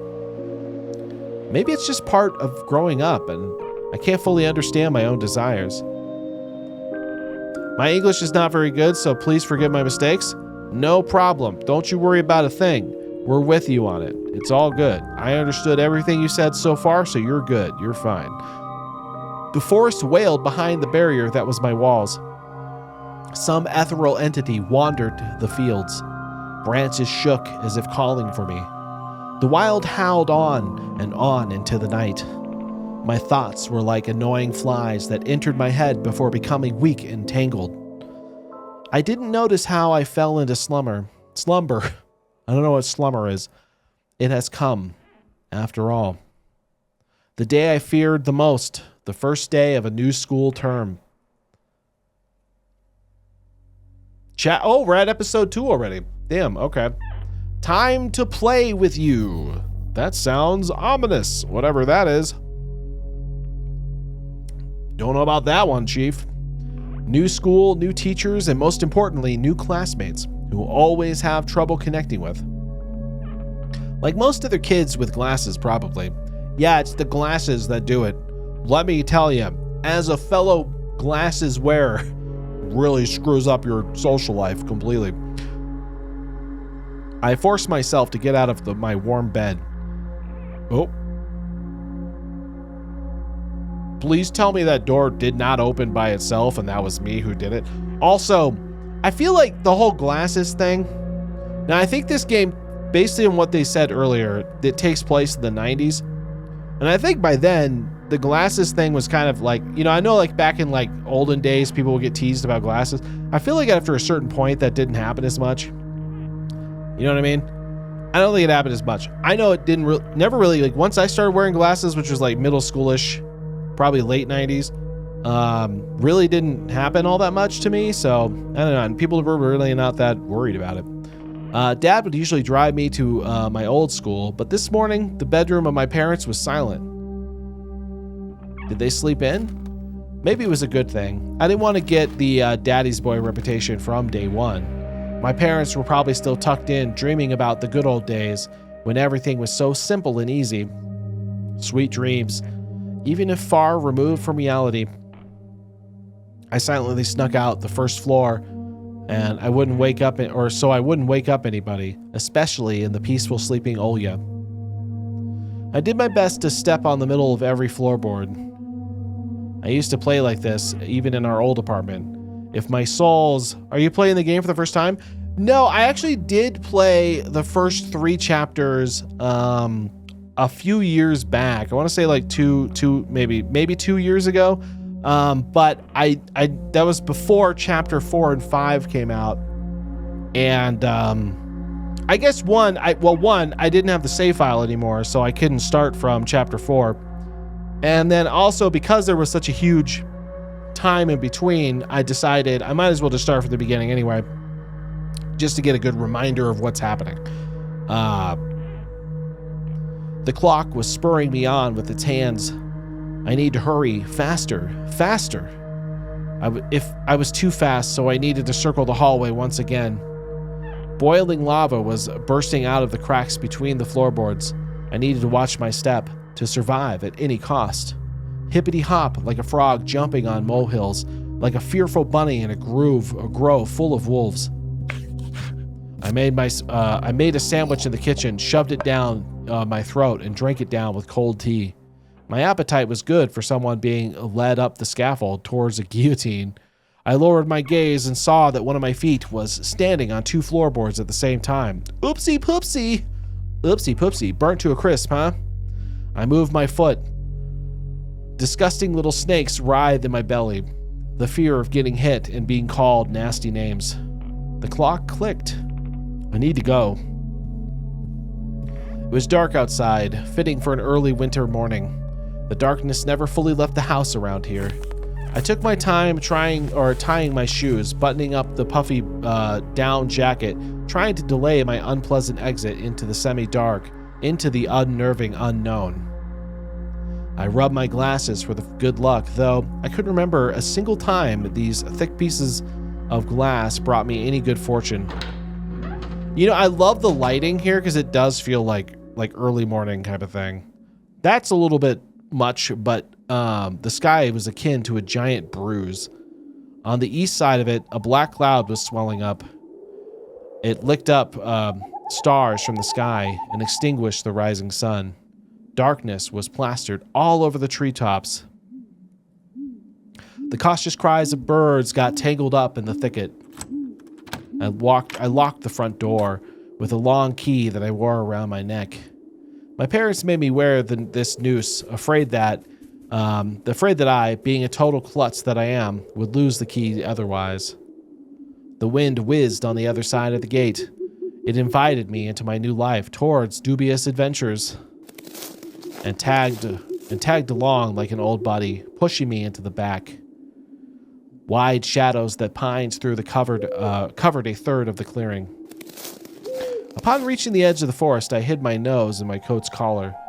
I was squeezing through the thin fire break, my hair ruffled up and my back hunched over. Tall trees stood on both sides of the tiny trail. The snow blanket rustled under my feet, and the canopy of the intertwined branches above my head cut me off from the already sparse skylight. The night had no plans of moving away from the forest. In this darkness, trees reminded me of a shaggy old woman that smelled of burial earth. Their trunks turned into cracked, wrinkled faces with holes in the middle of their mouths. If I lost focus for even a moment, mold-covered witches would drag me into their forest depths. My parents would be walking around these parts screaming my name. But the dead can't answer the living. Oh, hi, Grandma. Or can they? A sense of panic was growing in my chest. I was fine with Dad carrying me into the school in his hands by now if it saved me from watching the darkness rise up in the ravines like black dough. It felt like someone jumped into the bushes behind me, so I turned around. As soon as I started walking faster, I heard the snow squeak behind me. The forest took a deep breath. With its giant lungs, the windfall cracked. The wind and the birds were left behind in the field. Now I could only hear the forest creak. I walked, listening closely, and the unseen presence grew stronger. As if someone was following me, trying to match the pace of my footsteps. I turned my head so fast, it made my neck crunch. Probably shouldn't do that. That's bad. That's going to give you like arthritis in the neck. You definitely don't want that. A tiny trail behind me disappeared into the darkness. Tree branches overlap, forming a natural tunnel. Who's there? The question escaped my lips and dissolved into an unending creaking sound of wooden idols, the pines around me. Why did I think going through the forest alone was a good idea? I'm either going mad, or someone had intentionally lured me away from home. Distant lights granted me a smidgen of hope. A country road. I ran there as fast as I could. As if afraid that the trail would shrink, clawed hands would grip me by the shoulders, turn me around, and make me look at the faces of hungry forest denizens. In the end, nobody stopped me. I almost flew into deceived wooden bridge, disbelieving my luck. The bridge supports bathed in a spring, tarry and ice cold. I put my hands on my knees and looked up at the forest. Then snorted, trying to calm my breathing. The thicket was pretending to be asleep. It looked peaceful, lifeless. The remaining part of my commute lied through a snow-laden road, illuminated by sparse lamplight. Well, at least it's got houses and stuff. That's better than where we were, I suppose. Hello, B. Martinzo. B. Martin, what's going on? How are you? Hopefully you're doing well and everything is good. Welcome to Tiny Bunny, where we are not a tiny bunny. I am a big, gigantic Leem, but there might be a tiny bunny here. And that's all we can ask for. I chased away bad thoughts and ran as fast as I could, from one circle of light to another, seeking protection from the electric lamps. Just like in that game where you need to be the first to proclaim, I'm protected. Sim ta tudo bem como você? I don't know. Maybe. Potentially. It's just in this case that protection was a flimsy at best, with darkness writhing outside its bounds. I don't like that. I don't like that sound we're hearing. That sounds like somebody's eating something. Then I noticed something remarkably eerie. Exactly. It's basically that. Then I noticed something remarkably eerie. In a place where light from an inclined lamp could reach, a hairy, crooked shadow came alive with a guttural roar. What are you doing right now? Maybe you should not do that? Hey, hold on now. Don't do that. It's a little spooky. I love the atmosphere of the game. It's creepy, but it's also beautiful. Yeah, the artwork is amazing. I totally agree with that. It almost felt like its features deterred the light, an unnatural pose instilled in fear. Zombie, monstro, cannibal? Let's hope not. Let's hope not. My eyes almost popped out of their sockets as I just stood there blinking, trying to chase away that illusion. It's got ears! But the shadow didn't disappear and even got closer. My insides were gripped by horror. Is that growling? Don't do that. Oh, that's definitely growling. I stepped back and almost fell into a snow pile. The black silhouette, on the other hand, straightened up and addressed me in a sweet voice. Sneaking about, huh? Trying to steal my soul? The romance is about to begin. I know, right? Words got stuck in my throat. Who could be talking in such a silky voice here, between the forest and dormant village? Will you say something, dummy? The cat got your tongue? All right, I'll bite off your nose then. Oh, that'll teach you not to poke into places that doesn't belong. A girl stood before me, judging me from a voice and silhouette. But I couldn't even reprimand myself for getting scared by a girl before noticing a gaping mouth under her hood with something dangerously shiny inside. Eso es bonas? I don't know. I think the game is actually Russian. I think the game developers are Russian. So I don't think so. I was stunned. Oh, it's worse than we could have ever thought. Guys, it's worse than we thought. It's not a werewolf. It's not a zombie. It's not a monster. It's not a cannibal. It's the worst possible thing it could be. It's a furry. We're dead. It's a furry, guys. We're screwed. We're gonna be killed where we stand. It's a furry. This seems to be fall into Uncanny Valley a little bit, but yeah, it definitely seems like a mask. Hopefully, from the cavity of her hood, a frighteningly real fox face was staring straight at me. It's just her jaws weren't moving under her eyes weren't blinking. A mask. Okay, it's a mask. Hopefully. It's just a girl with a fox mask on. Yeah, it's just normal everyday fox mask. You know, when you're walking down a street in the middle of the night, going to school, girl with a fox mask. Pretty normal. Buenas dues su uma mascara. I'm guessing mascara is mask, but it is a mask for sure. At least I wanted to think that. After a surprise like that, a nervous smile involuntarily crept onto my face. I was just going to school and then you... What's about me? Never seen a fox feed a dog? Resgar. I mean, it's definitely warm in there. It might be warm in there. That's very possible. B-Dog, thank you so much for the follow. I appreciate it. Welcome to the conspiracy. How are you? Yeah, Resgar, what's going on? Yes. I mean, it would be warm. That would be a good way to keep warm. Yeah. Oh, hell yeah. And indeed, there was a small dog circling the girl's legs. One of the strays that were chasing me yesterday, probably. That's possible.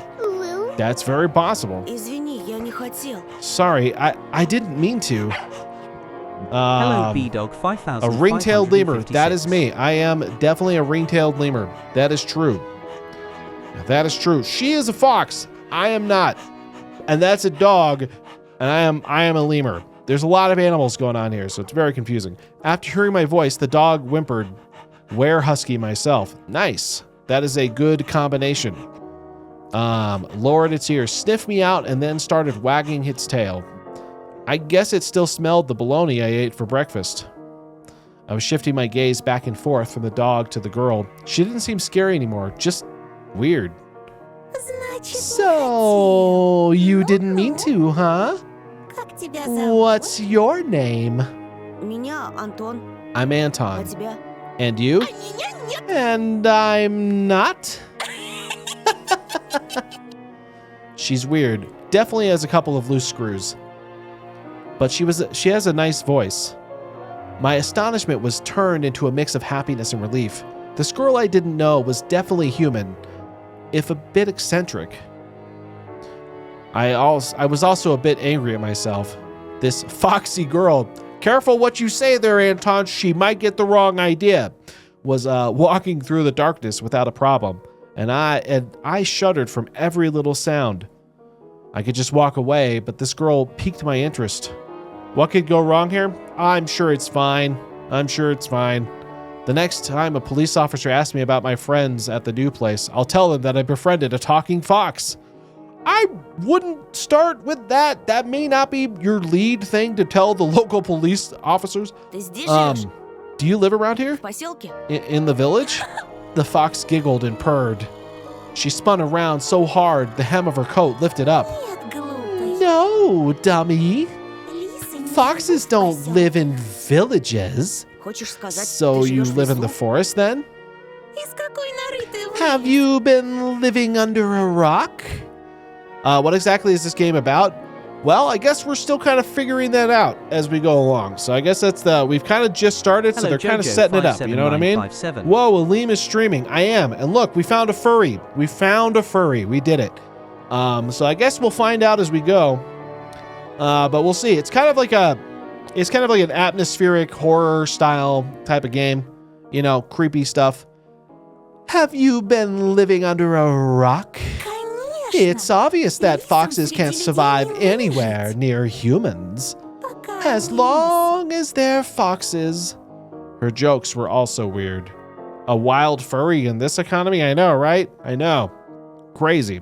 Also, I mean, but it would, like, I think Resgar said it earlier, this would be a good way to stay warm in the winter. I can't blame her.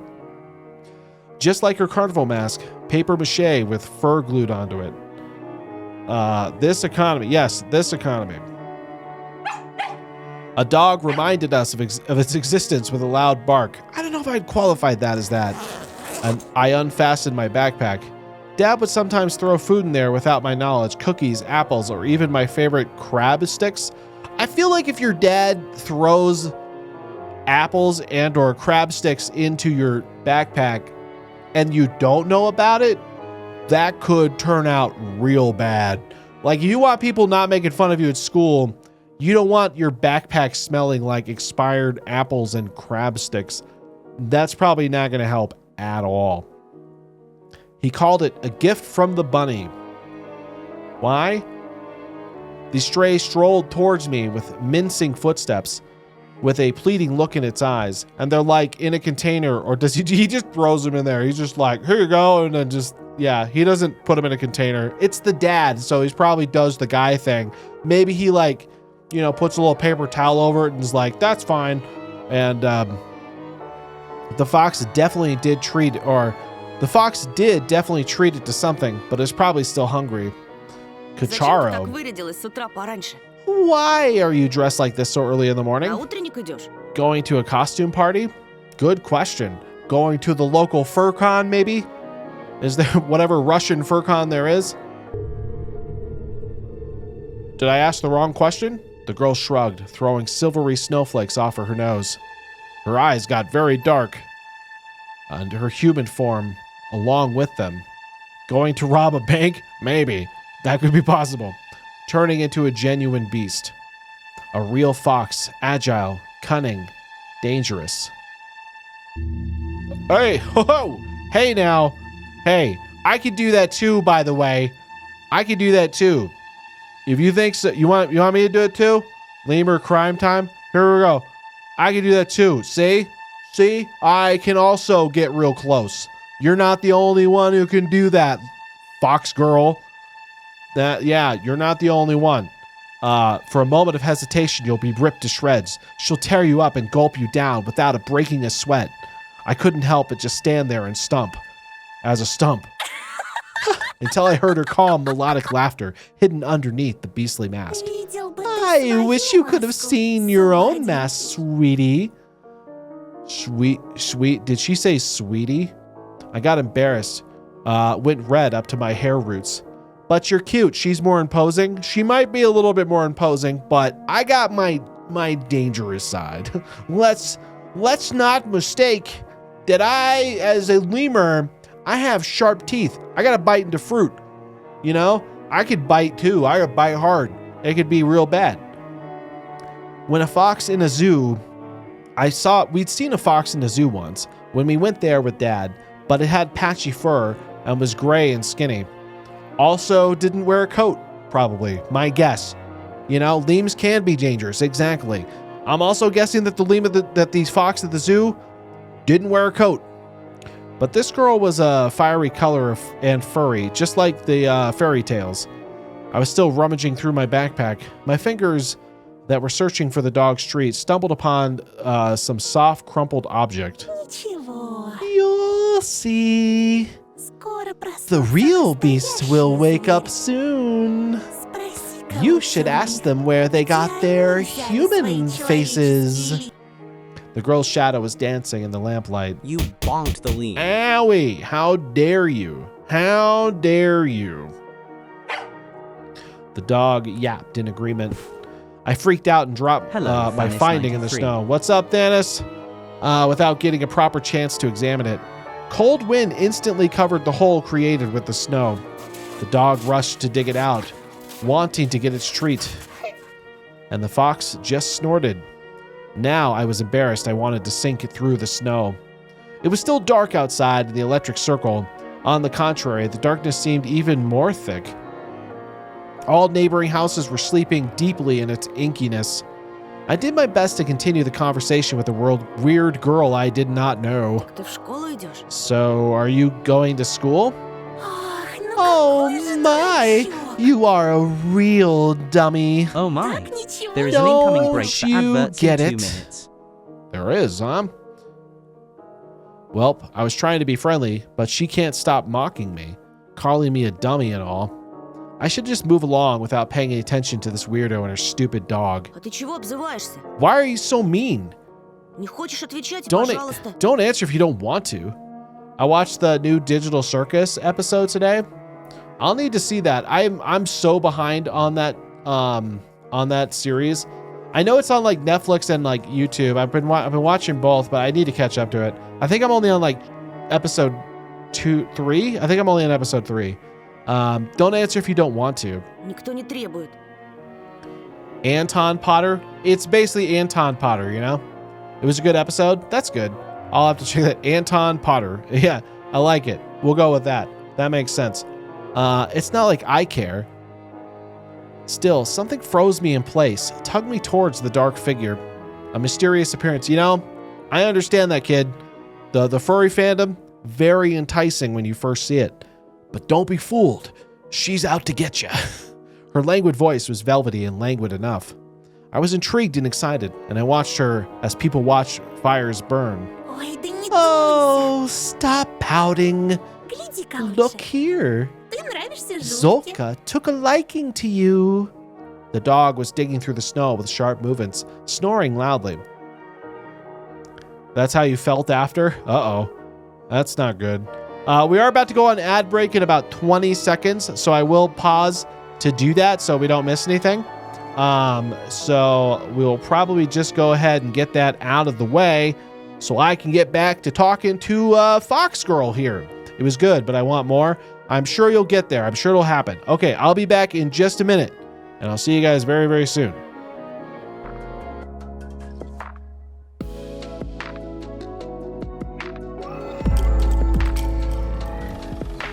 Am I taking money from taking food out of the mouths of poor babes looking to suckle at the Leems' teat? I know. Many people would want to, but only so many can afford it. And they could suckle at my teat, but no more. No more can they do that. No more can they suckle at the Leems' teat, thinking that they could survive upon the teats of the day. What the fuck? Who are you?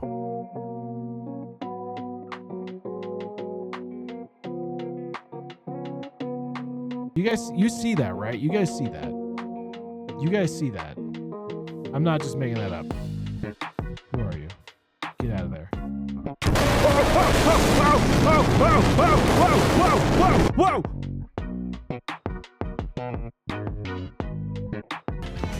So is this a jump I can make? I can. Bam!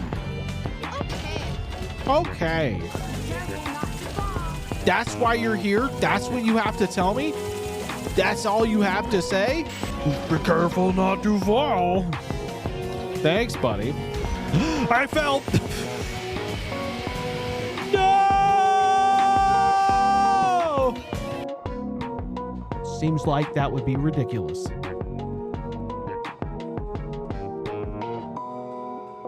Oh, easy. Exactly as much Vryn as Virns can Virn-chuckingly chuck, assuming there's enough blue feathers and not too much birdseed. Basically, just enough to break Twitch's TOS and drive Leem up a wall. Science can't explain it, but my horny little heart Next. What the fuck? What the fuck? What are you doing to my bots? Stop that. Stop being the horny. Okay. So I think this one is middle day. I'm gonna put. Oh boy. Go, horse, go! Ah!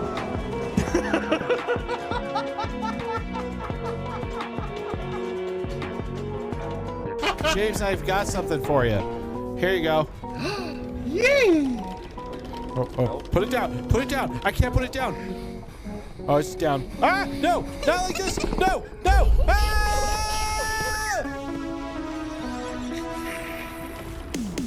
I can't even feel bad for you. Ah, no! I mean, now I can. Now I can totally feel bad for you. If I have to, I'm sure I can get more out of him than he's willing to say with a little charm and finesse. Okay, so I gotta be kind. So, tell us in your Oh, he looks like a good boy. feel you. Oh, that's such a good picture. He's such a good boy. Look at I wanna pet his cheeks. I just wanna give him the good old cheek pet. Yes, I want to. Come here. Hold on. All I gotta do is. Hey, put that down. And then come here. And just, yes, I just want to. Yeah, good boy. Good boy. You're such a good boy. You're so good. Such a good boy. Okay. It's a hostile workplace. We can't have that. I'm gonna hide behind you, Leem. Don't worry about it. Okay, we are back from break, everybody. We're back. And we're back with this weird fox girl who's definitely part of the local furry community, so we should be welcoming and we should hear what she has to say, even though she's a little strange, but that's okay. We're going to find out what she wants. Maybe she wants to invite us to the great room party that's going on. Those are hard to get into sometimes. So if she knows the hookups and how to do that, then I got it. Bemno timing do film do AD. I don't. To do an ad. I mean, I tried it. So my ad sequences are like 3 minutes. I try to do it every hour because that's like the longest they'll let you get away with it is an hour between ads. So I just try and do it to get them out of the way so people don't have to do the pre-roll stuff when they come in. I find it more smooth sailing from there. The dog was digging through the snow with sharp movements, snoring loudly. Right on time as the ad was ending. I'm good. I've got it pretty well figured out how to do that stuff. I definitely do that pretty well. Oops, what did I just do? I don't even know. Let's see. The fox turned around and looked at the windows of the nearby house as at its timbered front through the white mist. I have no idea what that meant. The tip of her fake nose was shining under the lamp's light. And maybe someone else, too. I went red again, like a boiled crayfish, or crayfish this time. Is she talking about herself or someone else? I hoped that the semi-dark would be able to hide my embarrassment from the girl. I cleared my throat before asking. And who is that person? I waited, counting my heartbeat. The fox didn't reply. Her sly stare was scanning the frosty patterns of someone's window. She was reading them like a glass book. I wondered what she could see in those winter paintings. This kid is the albino Harry Potter. I don't know if he's albino because it's just black and white, but yes, he is very Harry Potter-ish. Although we can't see his forehead, so maybe he doesn't have a scar. But if he does, then very much so. The stray stopped, rummaging through the snow. It ran to me, holding an object in her jaws. A mitten. Could it be the one I found from the forest? What is it doing here? When I looked closer, I realized it was just my mitten. Maybe my mom stuffed it in there when I was asleep. A certain missing boy immediately came to mind. Эй, ты знаешь что-нибудь про Вову? Hey, do you know anything about Vova? I imagined the scene, silhouettes dancing in the clearing. The dance of the night when Vova had disappeared. A boy who when found can provide a big reward and maybe save my family. I remembered my birthday when our parents promised to take me and Olya to Disneyland in Paris. But instead of a long-anticipated gift, they gave me a simple brick game console, visibly embarrassed. I was crying my eyes out back then, demanding they take me to the promised amusement park. That was the first time when Mom and Dad had a big fight. My greediness shattered their relationship. Ah, man, he feels responsible for his parents. Ah, shit, that's not good. You never want that. If only I could fix everything. Gather everybody I love and take them to Disneyland. On the night Vova had disappeared, I think I saw someone looking like you dancing under my window. Personal space, okay? Everyone's got a bubble. Wow, that's weird that you, okay, I like that the eyes blink, that's kind of cool. It couldn't be true, but I felt her mask become even more sly. The fox was sniffing me out. That would be a little weird. If some girl in a fox mask came up to you and was like, you know, I'd be like, hey, wait, hold on. Is Disneyland the solution to all family problems? Yes. Yes, it would be. If your parents are about to get to a divorce, you just take them all, everybody at Disneyland, everything's gonna be just fine. Especially the Paris one, because there's never anything wrong with that one. Oh, that got you worried? For yourself or for someone else? Oh yeah, as soon as I thought about my sister, my chest tightened as cold sweat steamed down my spine. Well, listen closely, a boy named Anton. This is a big and scary forest. The girl stepped forward menacingly. And I'm not its only tenant. The other beasts already know about you. Beware, we'll come again tonight. I shouldn't have talked to this evil child, or evil in child form, I thought, panicking. When you and your parents will be fast asleep, we'll sneak really close and dance. Macarena! Take them to California Adventure and you can drink at California Adventure. Did they have the bars at California Adventure, or was that like a separate thing? I feel like it might have been a separate thing, but maybe. Okay, I'm off to get ready for class. Have a nice morning, day, evening. Have a good night. Thank you again for the follow, and have a good time at school. It's all good. Get some sleep. Get some good rest. That is important. Oh, no, not. I know, right? Not the macro. We're gonna do it.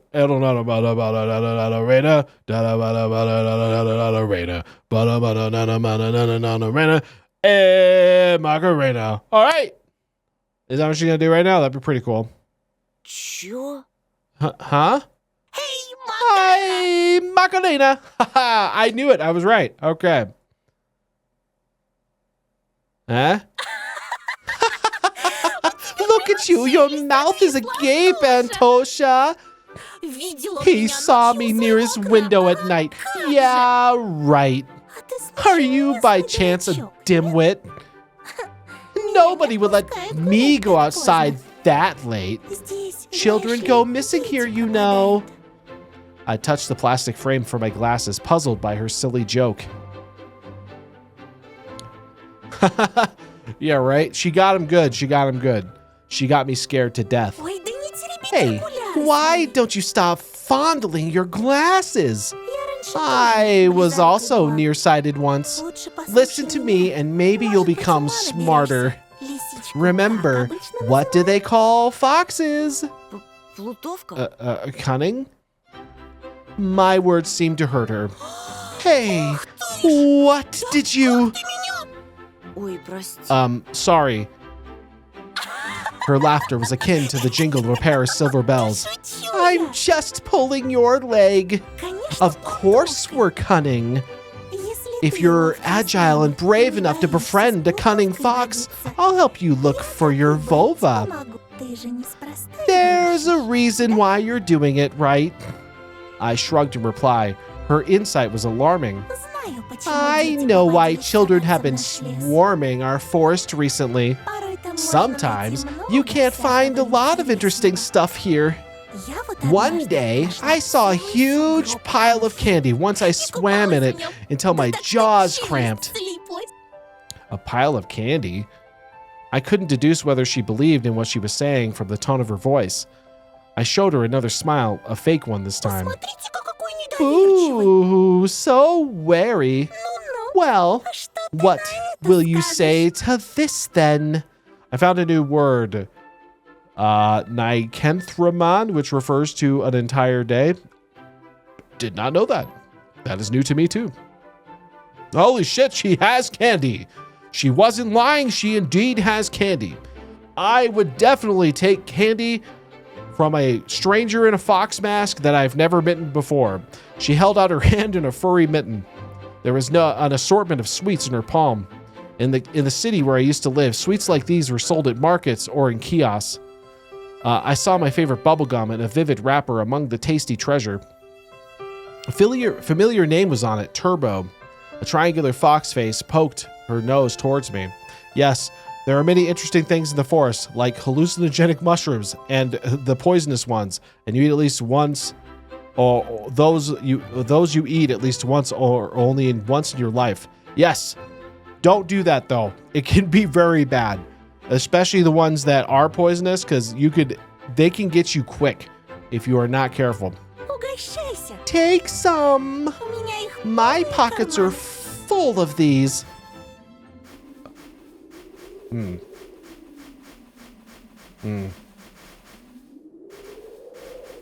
I mean, who am I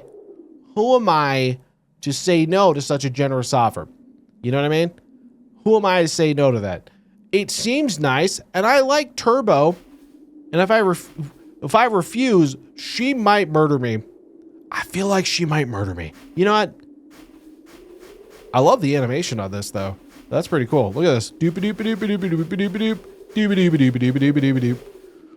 Who could say no to sweets filled with razor blades and rat poisons? Yes, exactly.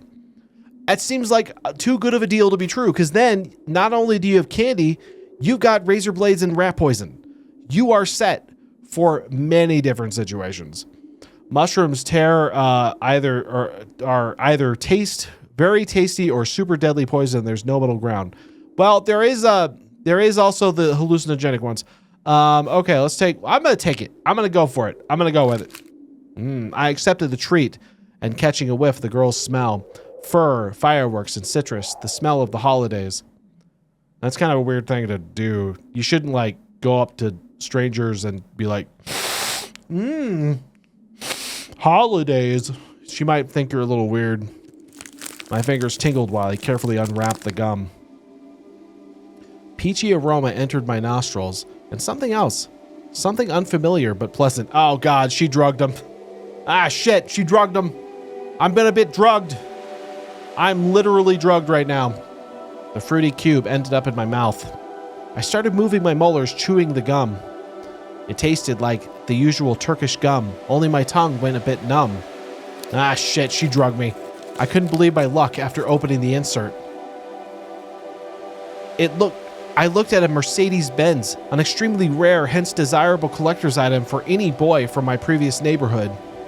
My heart skipped a beat. I was barely able to tear my eyes off the insert, still stunned. This is, I didn't think your character would eat it right away. You know what?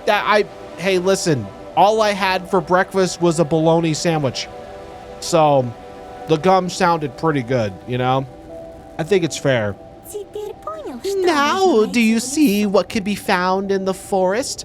That's not normal for forests.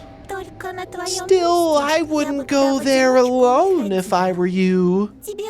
You get so flustered over simple bubblegum after all. Imagine what would happen if you find your travel case worth of these. A Mercedes? Yeah, when you go to the forest, you'll find a wild Mercedes-Benz. You know, just lurking in the forest. You'll be like, oh, there's a squirrel. Oh, there's a rabbit. Oh, there's a deer. Oh, there's a majestic Mercedes-Benz.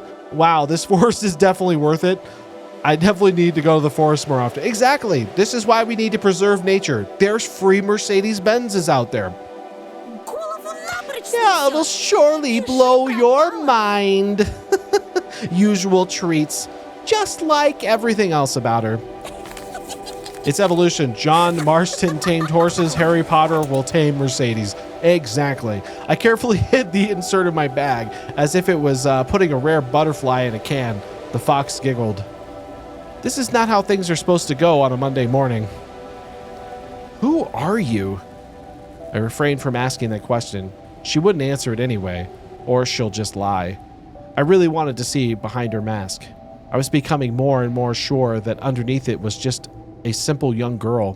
What if Volva found a snow pile with sweets and is still rolling in it? Actually, what if he decided to stay in the forest? He must be so cold without his second mitten then. The wind caught her words like smoke from a fire and carried them deep into the darkness, into the creepy thicket. The trees behind me creaked with their bony branches. Or what if something happened to him along the way? Something terrible. The forest reacted to her words, became alive. It sniffed at me, perking up its ears, just like a curious beast. The fox girl pierced me with her eyes again. Russian forest? Probably. Wild beast? You find that scary? Well, I don't know. He doesn't know. Oh my, have I befriended a dunce? I didn't like being called a dunce, yet being friends with her sounded nice.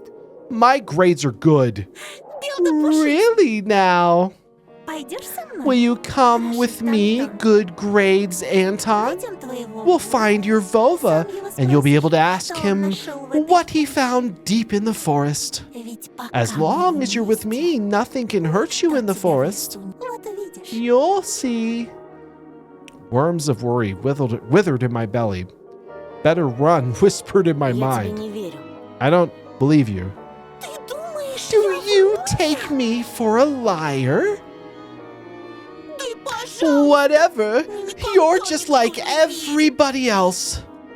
The girl sounded hurt, although I didn't know if she was genuine about it. She turned around as if she was immediately lost interest in me. The gum felt bitter now. I remember my dad's favorite saying, "Where are your manners, son?" Indeed, this fox was kind to me. Please, don't get mad. Foxes can also be nice. Like in fairy tales. I just need to know what kind of fox you are. It seems fine. The worst thing that can happen is kidnapping followed by torture. Also, that's true. You're not wrong, so it's probably fine. And some furries would be totally fine with that in their situation, but we don't need to go into that. The girl giggled, hiding the nose of her mask in her hands. Then follow me into the forest and you'll get to know me. But not right now, when it gets bright. I mean, your whole body is shaking, you poor thing. I don't want you to get a stroke. Hey, let me accompany you to school. After hearing that, the dog barked in agreement and stopped messing with the mitten. I leaned in, trying to grab the piece of handwear that almost ran away from me. Well, I mean, if we're going in the same direction. kidnapping and torture aren't that bad? Nah, especially when they have these kind of teeth. We went towards the school. Who wouldn't follow the girl with the fox mask into the forest? Who wouldn't? Honestly, I think even if he went home and told his parents about this situation, they would be like, what's wrong with you, son? Follow the girl. She obviously wants to do things. Also, follow strangers to the forest when invited. Exactly. You should always do that, especially in like the dead of morning when it's still dark out and you're heading to school. It's the perfect time. It's not Pinocchio at all, really. When you went towards the school and lost dawn, here and there, the lights came into the windows of the houses we passed, as if their inhabitants were sending us warning signs. Silhouettes lurked behind curtains. Dogs let out occasional barks. Spirals of gray smokes rose from the chimneys. TVs bustled and dishes clanged in kitchens. I would follow too, but there's no forest here. Well, I think we passed most of it. This is like the main part of town. We watched the village slowly rise from slumber while carefully treading the snowy wheel trails. I walked in the left one and she took the right one. The dog was following right behind us. I expected the fox to bring something weird again, but she stayed silent all the way to school, as if playing with some game only she was privy to. My animes told me this is how you get isekai'd. You're probably right. You're probably right. We're about to get isekai'd. Look at this animation, up and down, up and down. It is, I mean, it's obviously like they have to keep it somewhat simple because they probably can't afford to do like full-on animation, but it's still pretty well done. She would only giggle from time to time when the dog sneezed from the snowflakes that fell on its nose. I was the first to break the silence. So, what's your name? Oh, here it comes. Names, names, names. You people always need to put labels on everything. What name would you give a fox like me? I don't know. But I've read about Alyssa the fox.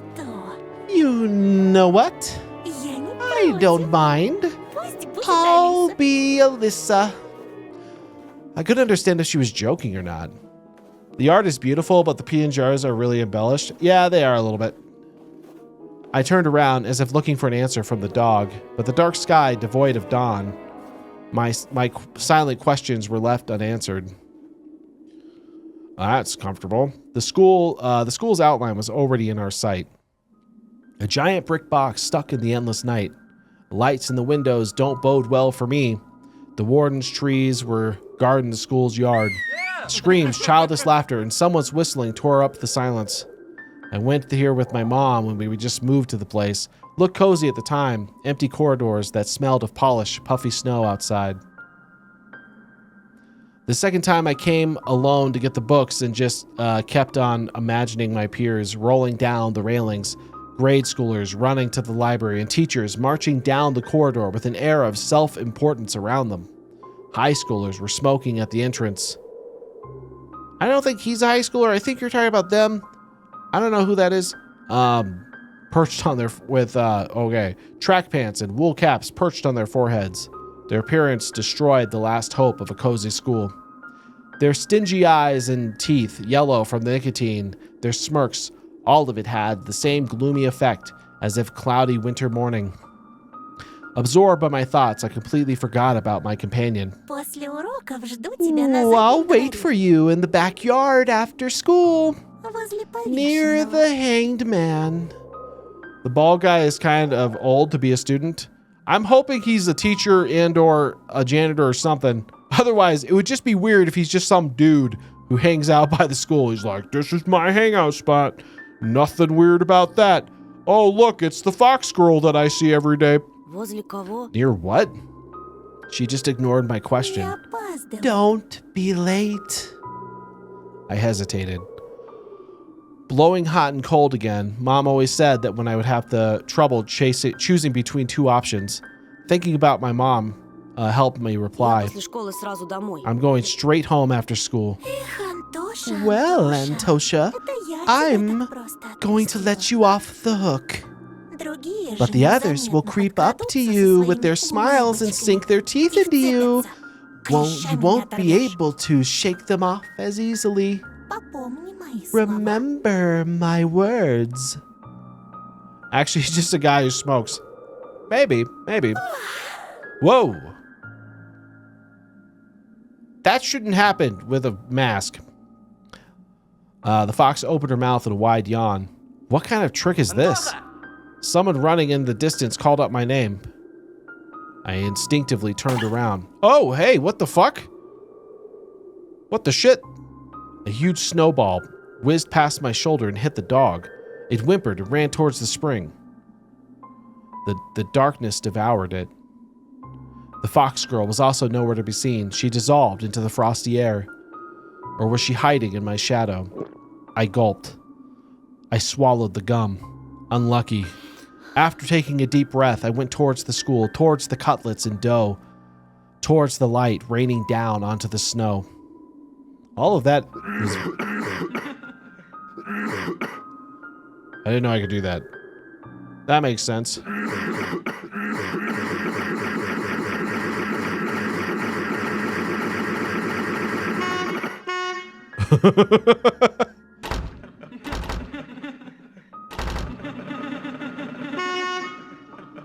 Interesting. That seems like they should make that only do that once. But that's okay. I'm gonna go to school. He's only half sick. Maybe a little bit. I could hear the muffled voices behind the doors. Saw blinking lamps. Darkness creeped along the windows, and it felt like the school was drifting into open space like a lonely lost spaceship. Hello, fellow kids. Suddenly, this is a very silly game. Very much. Oh, there's that missing kid, that Vova kid that's dead, probably. As far as we know. After group up to the second floor, I noticed a crowd around the notice board. Everyone was taking part in the lively discussion. I moved closer and looked at something everyone was interested in through the wall of backpacks. There was a piece of paper with something printed on it, glued to the left of the notice board.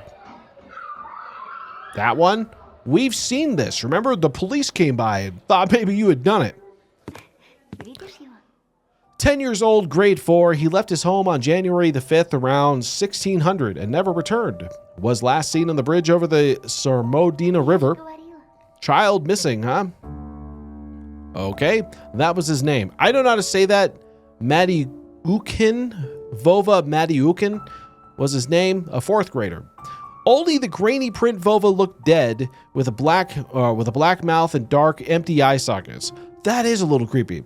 Everything is in Russian, but the missing person poster is in English. Is it the purpose to alert as many people in Russia? I'm guessing they, because I can read this, they put it in English so that I can. But you can change the language if you need to. I'm guessing it's just localized. Let's see. Could it be that the darkness dwelling deep in the forest invaded his pores and mutilated his face? That's a pretty dark thought. A plastic toy gun couldn't protect him from the whispering branches and the howling wind. Put everything in Russian. I don't think I would do very well if I did that. I'm not gonna lie. I would be very bad at that. Empty eyes of the forest, or lost boy, pierced through my soul as if pleading. Not the cat, though. Don't worry about the cat. For maximum immersion. Unable to meet his stare, I turned around and rushed to the window. Took a seat on the windowsill. Well, it seems like a lovely school. The corridor slowly filling up with children, in groups of a few. Nobody paid me any mind. In the darkness of school toilets, child's voices were hammering in nursery rhyme. The fox and the bear, bonny and tasty meals prepare. I don't know this nursery rhyme. Huh. I turned my head. Who is the child who's going to die because they threw the snow at a dog? Yeah, I kind of want to know that myself, because I will probably do the deed. Who would do that? My attention was stolen by a loud clicking sound. Hello? Nice glasses. A female teacher marched down the corridor with her chin raised high. Her heels were hitting the floor like miniature hooves. A girl was trailing her every step. Hello, blonde girl with, like, I love that the kids in this game just have the biggest freaking eyes. They're so big. She was looking pompous, stopping along the way and whispered some secret in her friend's ear. She was probably a class rep. She was carrying an attendance register book. Екатерина, возьми, пожалуйста. Akaterina, please take this. The teacher opened the classroom door and the crowd of children swarmed in, screaming and pushing. Well, that seems like a very untoward behavior. Ojos glandores? I'm guessing that means large eyes, yes. She does have very large eyes. Also very unusually thick eyebrows. Oh my God. Out of all of them, a tall, red-headed fat boy caught my attention. His face was full of blisters. He looked like the insides of a pomegranate. I don't know if that's the description I would use. He does look like something, but I don't know if a pomegranate would be it, but maybe. A bad feeling risen up on the hair back of my head. I've seen boys like him before. Unsettled eyes, crackling laughter. The girl, who was a smaller copy of the teacher, warned the boy with a wave of her hand and entered the room through the clearing in the crowd. Some other guy stood in the way of the crowd, and the redheaded immediately shoved him in. Move your legs, moron! Move your legs, moron! The boy flew head first, flailing his hands, trying to keep his balance. The fatso burst out loud, laughing. A couple of kids joined his nasty cackling. Their laughter sounded like someone was snipping at a huge garden scissors. The classroom sucked all of the kids in. The corridor stood empty. I wanted to grow roots and stay on the windowsill. Is that your fox friends? Just a handful of lampposts outside were battling the darkness. What time does school start? I got some questions about the time of the school starting here. Just a handful of lampposts outside were battling the darkness, writhing like fluorescent fish in the black ocean. Maybe I can still run away? Go outside, dissolve in the darkness. I imagine myself running through the snow, how it squeaks under my boots, and how I'm becoming lighter and lighter with every step. The worst sound in the world. I remember that. The ringer's trill blew that illusion away. I tore myself from the window with great effort. Then took a couple of deep breaths, trying to at least calm down my mad pulse, and entered the classroom. Here I go. I'm going in. Classroom 204. There's a seat right there. I don't know who this is, but maybe that's not so bad. The prim teacher looked at me over the frame of her glasses, clearly annoyed. But teacher, we both have glasses. We can bond from this. Who are these people? All right, whatever. Doesn't matter. I'm the transfer student. I was told to come here. The snowy forest trail was winding in front of my eyes. The pines rustled, but it didn't sound predatory anymore. She buried herself in a register and flickered through the pages. Your last name? Petrov. Громче говори. Huh. What are you mumbling there? Чего мямлишь? Say it clearly. Petrov. Нет такого. You're not on the list. How do you read a tilde in English? I'm not sure. I don't think it really... you generally don't, because we don't really have that concept in English. It's not really something we do. She measured me with a long, heavy stare, as if trying to see if I was lying. I wanted to natural white hair. He does have very bright hair. And, again, just the most ginormous eyes, which may be the glasses doing that, but he's got ginormo eyes. I wanted to sink through the floor. Hazy faces observed all of that from the left. The classroom breathed and snorted in unison, like a living organism, like a dangerous beast. Ты не ошибся? Are you sure? Нет такого в списке. I don't have you on my register. My knees chose the worst time to start shaking, and I felt dizzy. I clutched my fist so hard, knuckles became white. They told me to come to the classroom, 204. Ask for Lilia Pavlona, class 6C. Because here we have tildes that make the letter sound more nasal. Interesting. That's an interesting concept. No, we definitely don't have that. Apparently, everyone in the classroom took my words for some sort of joke because they were all laughing. What's wrong with this school? The classroom fell silent. The kids hid their smirks for a better occasion. Why do we have so many interns? They all know how to put lipstick all over their bulging lips, but when it came to real problems, I have to solve everything. For example, meow is pronounced nyan. Okay, that makes sense. That makes sense. I think I do remember that, like, to some degree, Spanish does that too, but yeah, it's an interesting thing. It definitely gives it another route you can go down that tree. Okay, let's see. Paperwork. How do they send you here without any paperwork? The boy's face makes it look like he's going to punch the teacher. I mean, she kind of deserves it the way she's treating this whole situation. Ugh, we've had the same thing happen so many times already. Wait here, I'll be back. After I have a little chat with them. The teacher flew fast past me, mumbling something to herself in righteous anger, and I was left standing at the center of the classroom. Like a convict in front of a firing squad, I lowered my gaze, feeling the mocking stares from all around the classroom directed at me. They pricked my skin, danced on it like laser sights. Whoa. Once again, I imagined running far away from this place, fighting the crawling wind, soaring above the pines in one long jump. With the wind at my back as my only companion. The eyes from my future classmates were asking, I know, look at this transition. That was a hell of a transition. This new boy, is he one of us or an outsider? Somebody whispered something and stifled their laughter, rolled through the classroom. Wipe the board! It was easy to guess who the main prankster here. Of course. Hey, Four Eyes. Are you the only blind but also deaf? I said wipe the board. My knees weren't the only shaking part of my body anymore.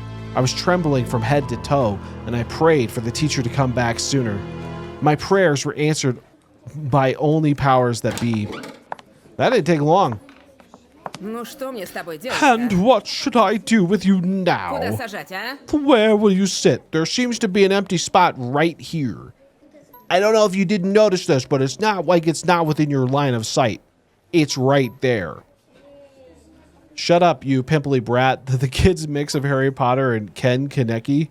I don't know who Ken Kaneki is, but yeah. Oh well, you can sit with Semyon, I guess. He's alone anyway. No way. The fatso put his backpack on the seat beside him in defiance, scratched his belly and smirked. Are you back to your old tricks? I should call your grandma here again? The classroom went silent. And what's she gonna do? I'll be the one to do something if she doesn't. Put away your backpack now. Semyon didn't move a muscle. He started studying the portraits of writers on the wall, looking bored. I needed to do something to resolve this somehow, to save myself. I cleared my throat and continued in a stifled voice that sounded like nothing like me. I can sit in the last row. I think there's a free seat. The teacher snorted loudly. She looked at me and then Semyon and then back at me. Fine. Go there now. And you, Baburin, I'll have a talk with you later. Come to me after class. You'll be on cleaning duty, got it? Semyon forced out a twisted smile. Juicy pimples were growing on the top of his nose, ripe for the taking. What are you saying? Don't do that. I walked carefully, afraid he just disappeared. He just went whoop, and he's gone, causing another outburst of laughter from somebody else. Oh, he stumbled and fell. I get it. I took my seat in the back on the last table, where I was met with a pile of old posters. The outcasts took their seats, and the class was ready to start. Now this is settled. Let's start class. Today the theme is Traditions of Russian International Literature in Zoshenko's Don't Lie. The fatso turned back to me. His stare informed me of the coming days, weeks, and months of bullying. Oh god, yeah, that's just not a pleasant face to look at. This might be the most horrifying part of this game. I've got my eyes, said his watery look. Does Harry Potter still have any candy? If he does, it's probably poison, so he could give it to the kid with the acne. He could. I mean, it obviously did something to him initially. I don't know how poisoned it is, but we could feed him to the fox girl. She looked like she'd get... What the hell is that? After a couple of periods, I already noticed a huge yellow spit stain on my notebook. Then, at the cafeteria, this Semyon accidentally spilled a glass of compote on me. Gross. Then, he flailed his hands around after exiting the toilet for some of the liquid on his hands would get on me. That's gross. This kid's horrible. Little poison as a treat. Jesus Christ. Just before the final period today, Semyon pushed me into a buzzing crowd of girls from our class. Oh no! Oh, put your hands somewhere else! Oh no, Anton, this is very awkward. They made way, cursing, but I couldn't hold my balance and ended up ramming my face into the girl I took for the class rep before, right into her chest. When Harry learns Avada Kedavra, I think he learned Avada Kedavra just now. Ow! I immediately stepped back, dying from embarrassment. I'm sorry, are you alright? Then she suddenly put her hands on her hips. Will you look at him? Groping me in front of everyone. I'll tell my mom. They'll expel you, pervert. There was some sort of sadistic pleasure in her eyes, as if she was a child who was about to put up a lit match to a Schaffer beetle. I didn't mean to. He pushed me. We all saw that, you know. No blind among us. She stared at my glasses while showing me a creepy smile. I started to fume inside, but Semyon's laughter cooled my head. Is everybody at this school a jerk? So far, I think we're 2 for 2 so far. I pushed you. You sure? He swaggered up to me, enveloping me in a smell of sunflower seeds and rotting teeth. And then pushed me to the ground. Ugh! Get your face away from my face. I don't want your face that close to my face. It's really horrible. Look like this, huh? What you gonna do now? The bully towered over me as if saying, come on, hit me. Let me see you try.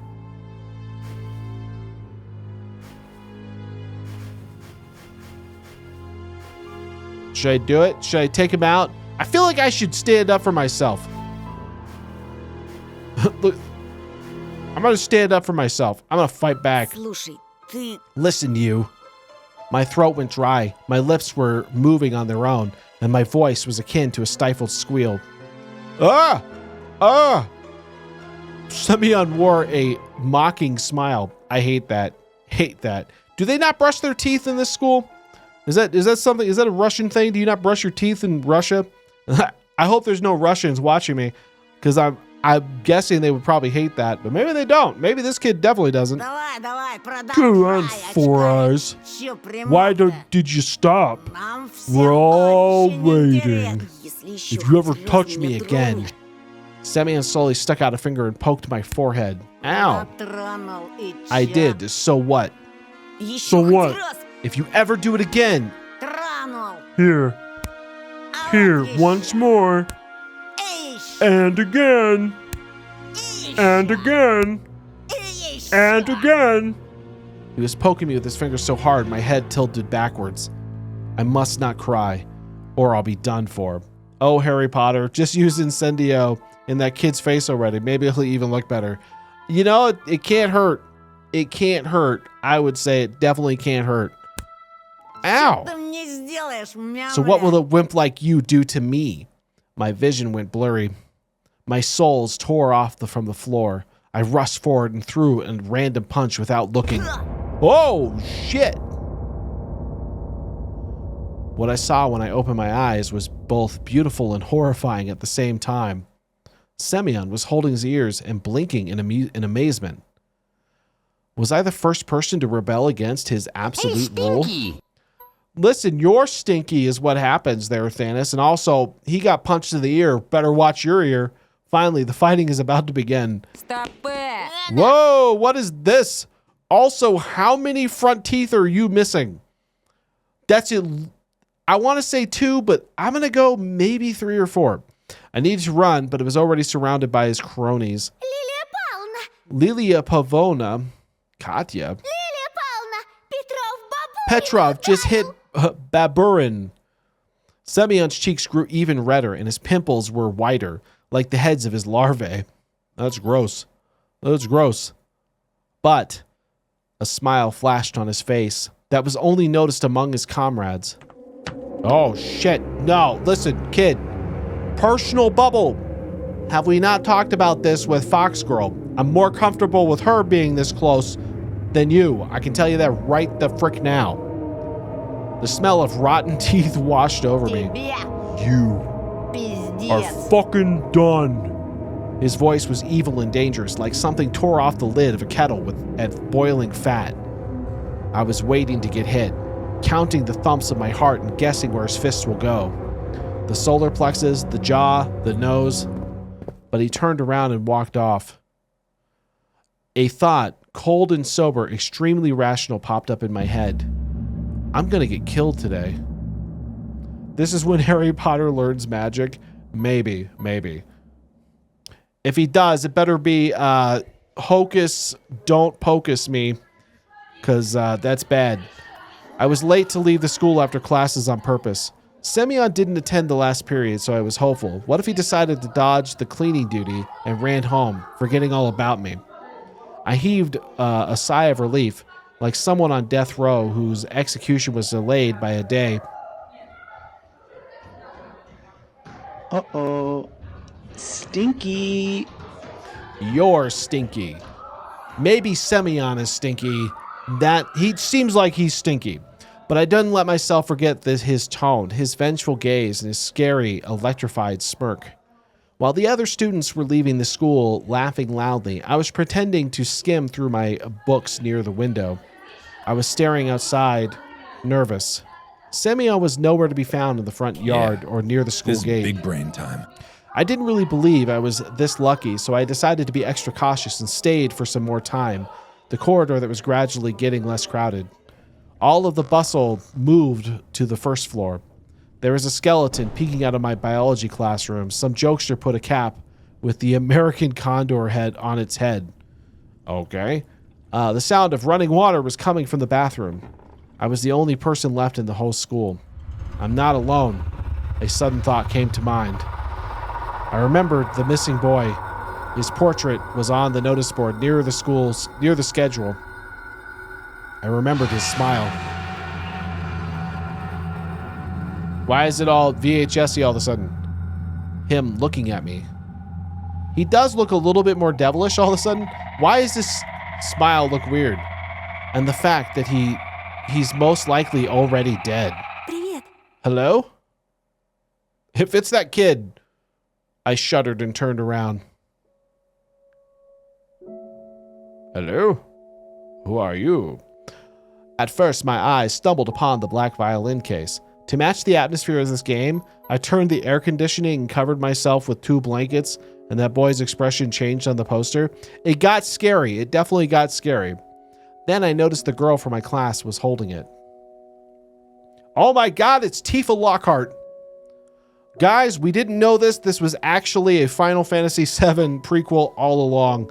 I fooled you, and you didn't see that coming, but it's definitely Tifa Lockhart from Final Fantasy VII.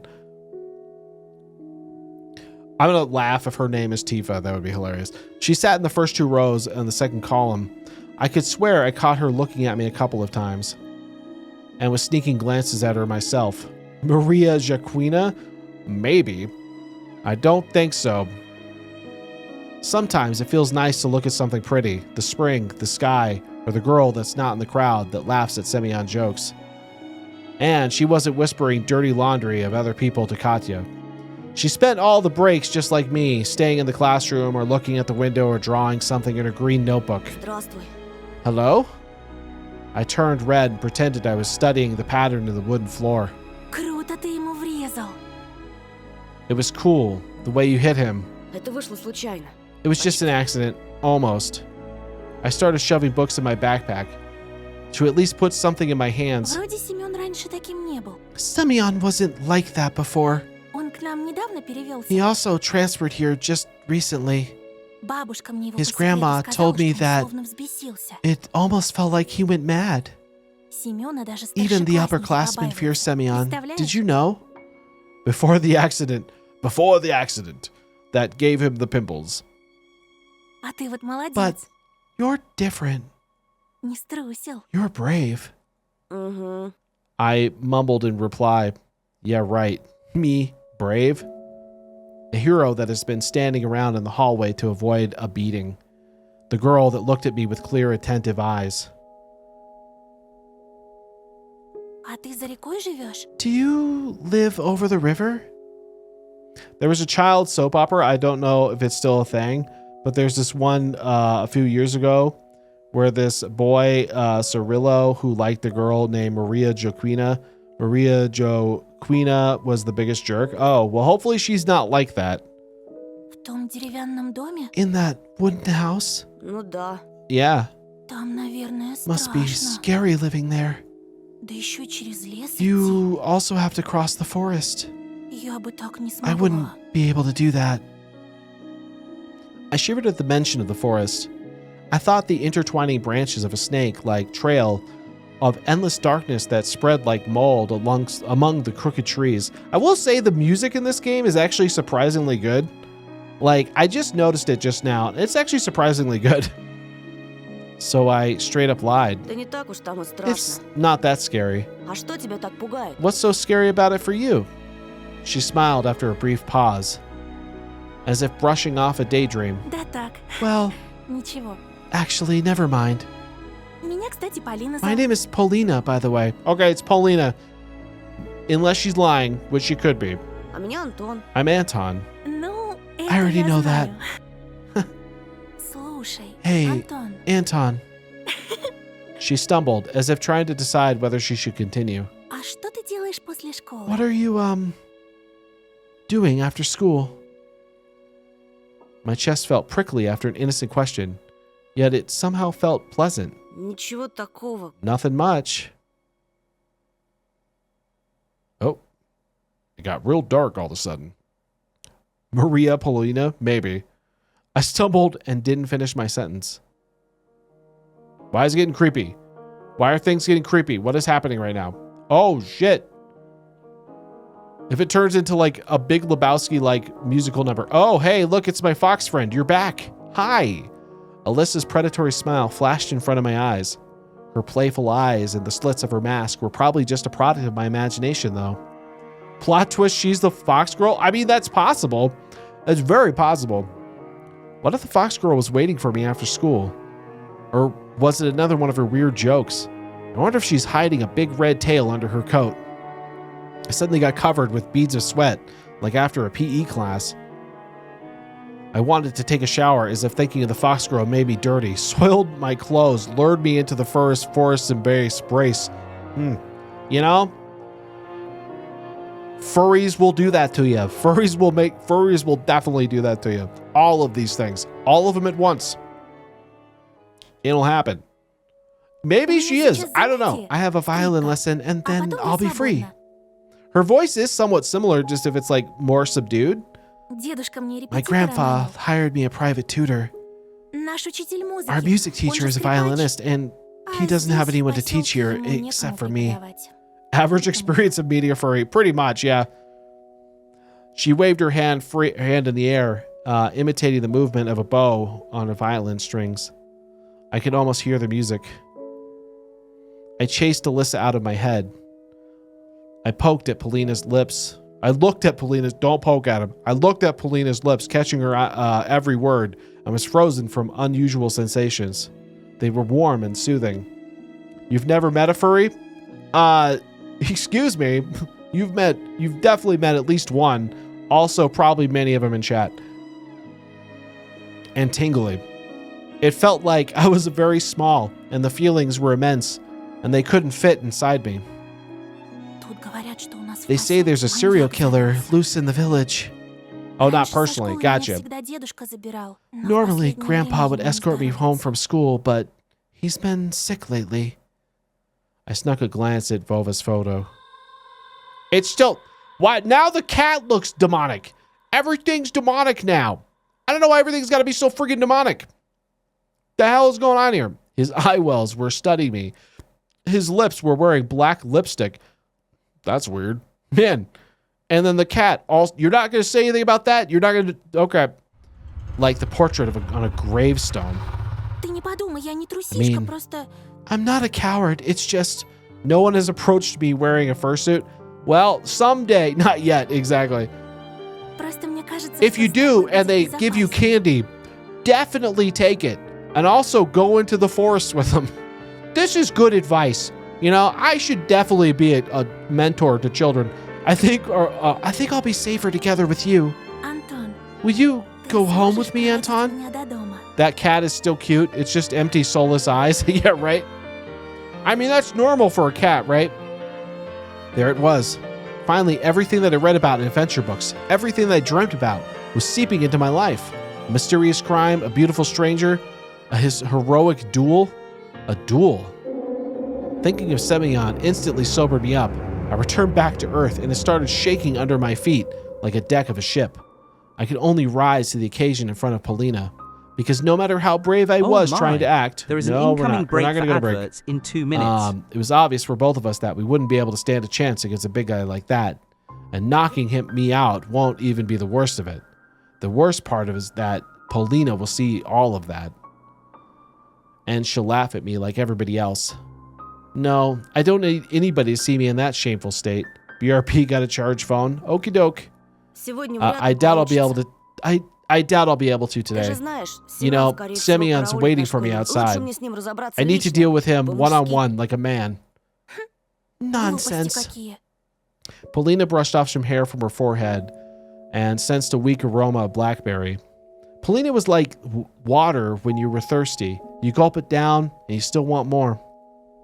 I remember the summer evenings at the country house, the fire's pungent smoke, the berries hanging over the fence of the neighbors, and a soft cover of pine needles under my soles. Few peaceful days when I felt completely safe. My mom resting in the hammock, my dad putting on a meat skewer. Could I have foreseen the upcoming catastrophe in the crackles of coals, our parents' laughs, and the smell of the fleeting July? Could I have seen how fragile that world was? Do you really think that savage will give you a fair fight? Speaking of gravestone, there's a channel called Jovem Nerd. They have a nerdcast where one of the nerd's friends started talking about how when he was younger he was into paranormal things, and then what? I don't believe that he would. No.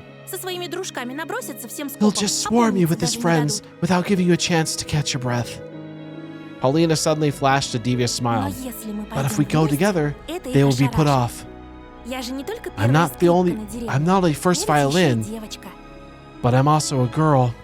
I've noticed, actually, turns out we noticed that. I've heard from a delinquent. I know he'll never attack someone when a girl's around. He said the first time my group and I went to a seance, a stuttering spirit appeared. Oh my God. Can you imagine?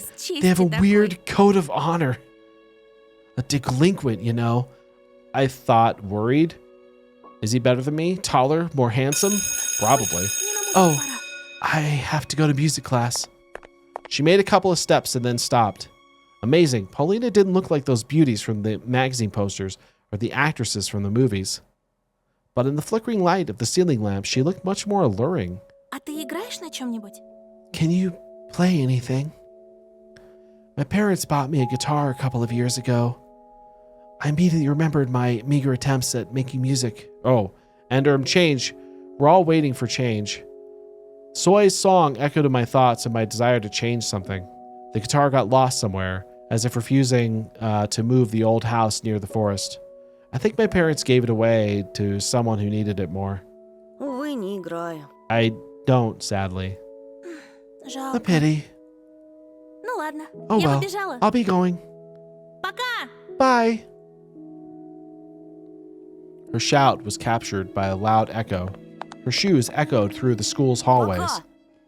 Bye. I wasn't sure if Polina heard me. I looked out the window again. The schoolyard was empty, just a couple of grade schoolers throwing snowballs at each other. Nobody who looked like a hulking Semyon and his cronies.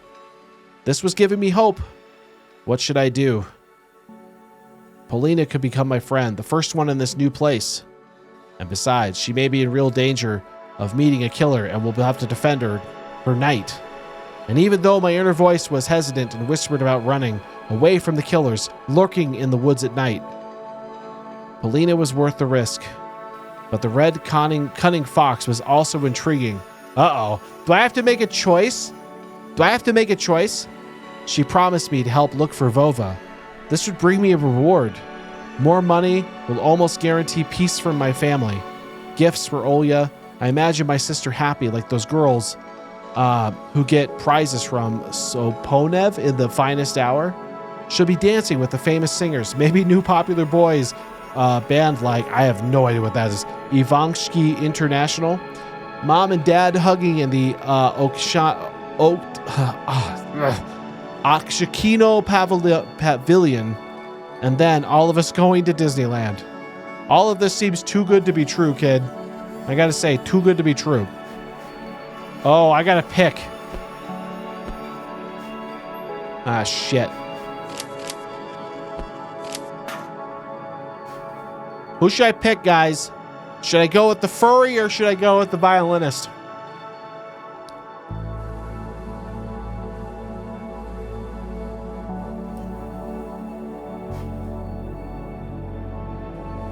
Furry? All right, I'll go with the furry. Seems like a dangerous choice, but it could fix my family. You know, there's nothing like going hanging out with a furry that could fix your family or not. So I'm gonna do that. In the end, the same person, probably. I'm gonna go with that one. After closing my backpack, I ran down the stairs. We're gonna find out if that was the right choice, but we're gonna find that out in the next episode if we continue this. Let me know if you guys like this style of game and you want to see me keep playing this. It's an interesting game, and like I said, there are 5 total chapters, and we're only in chapter 2. But I think this is where we're going to have to stop for tonight. So I'm going to do that, but we'll just head over this direction and be over here. But that was cool. It's a really beautiful game. I will say it's a beautiful, fun game. And it's really interesting, and I am curious to see where they're going with this. But I think it'll be interesting. If you guys want to see me play more games like this, let me know. If you want to see more of this game, let me know. We'll be totally into it. But we will be getting back to Red Dead Redemption next week, now that I've caught up in because the issue was I got a copy of the new remaster of Red Dead Redemption 1, but my save file didn't transfer over, so I had to get caught back up. So I'm basically there now, and we will be able to do it. So we'll be able to get back to Red Dead next week. But if you want me to see me continue to play this game, I will do it, and we'll put it on the schedule as well. So we'll probably play a little bit of both.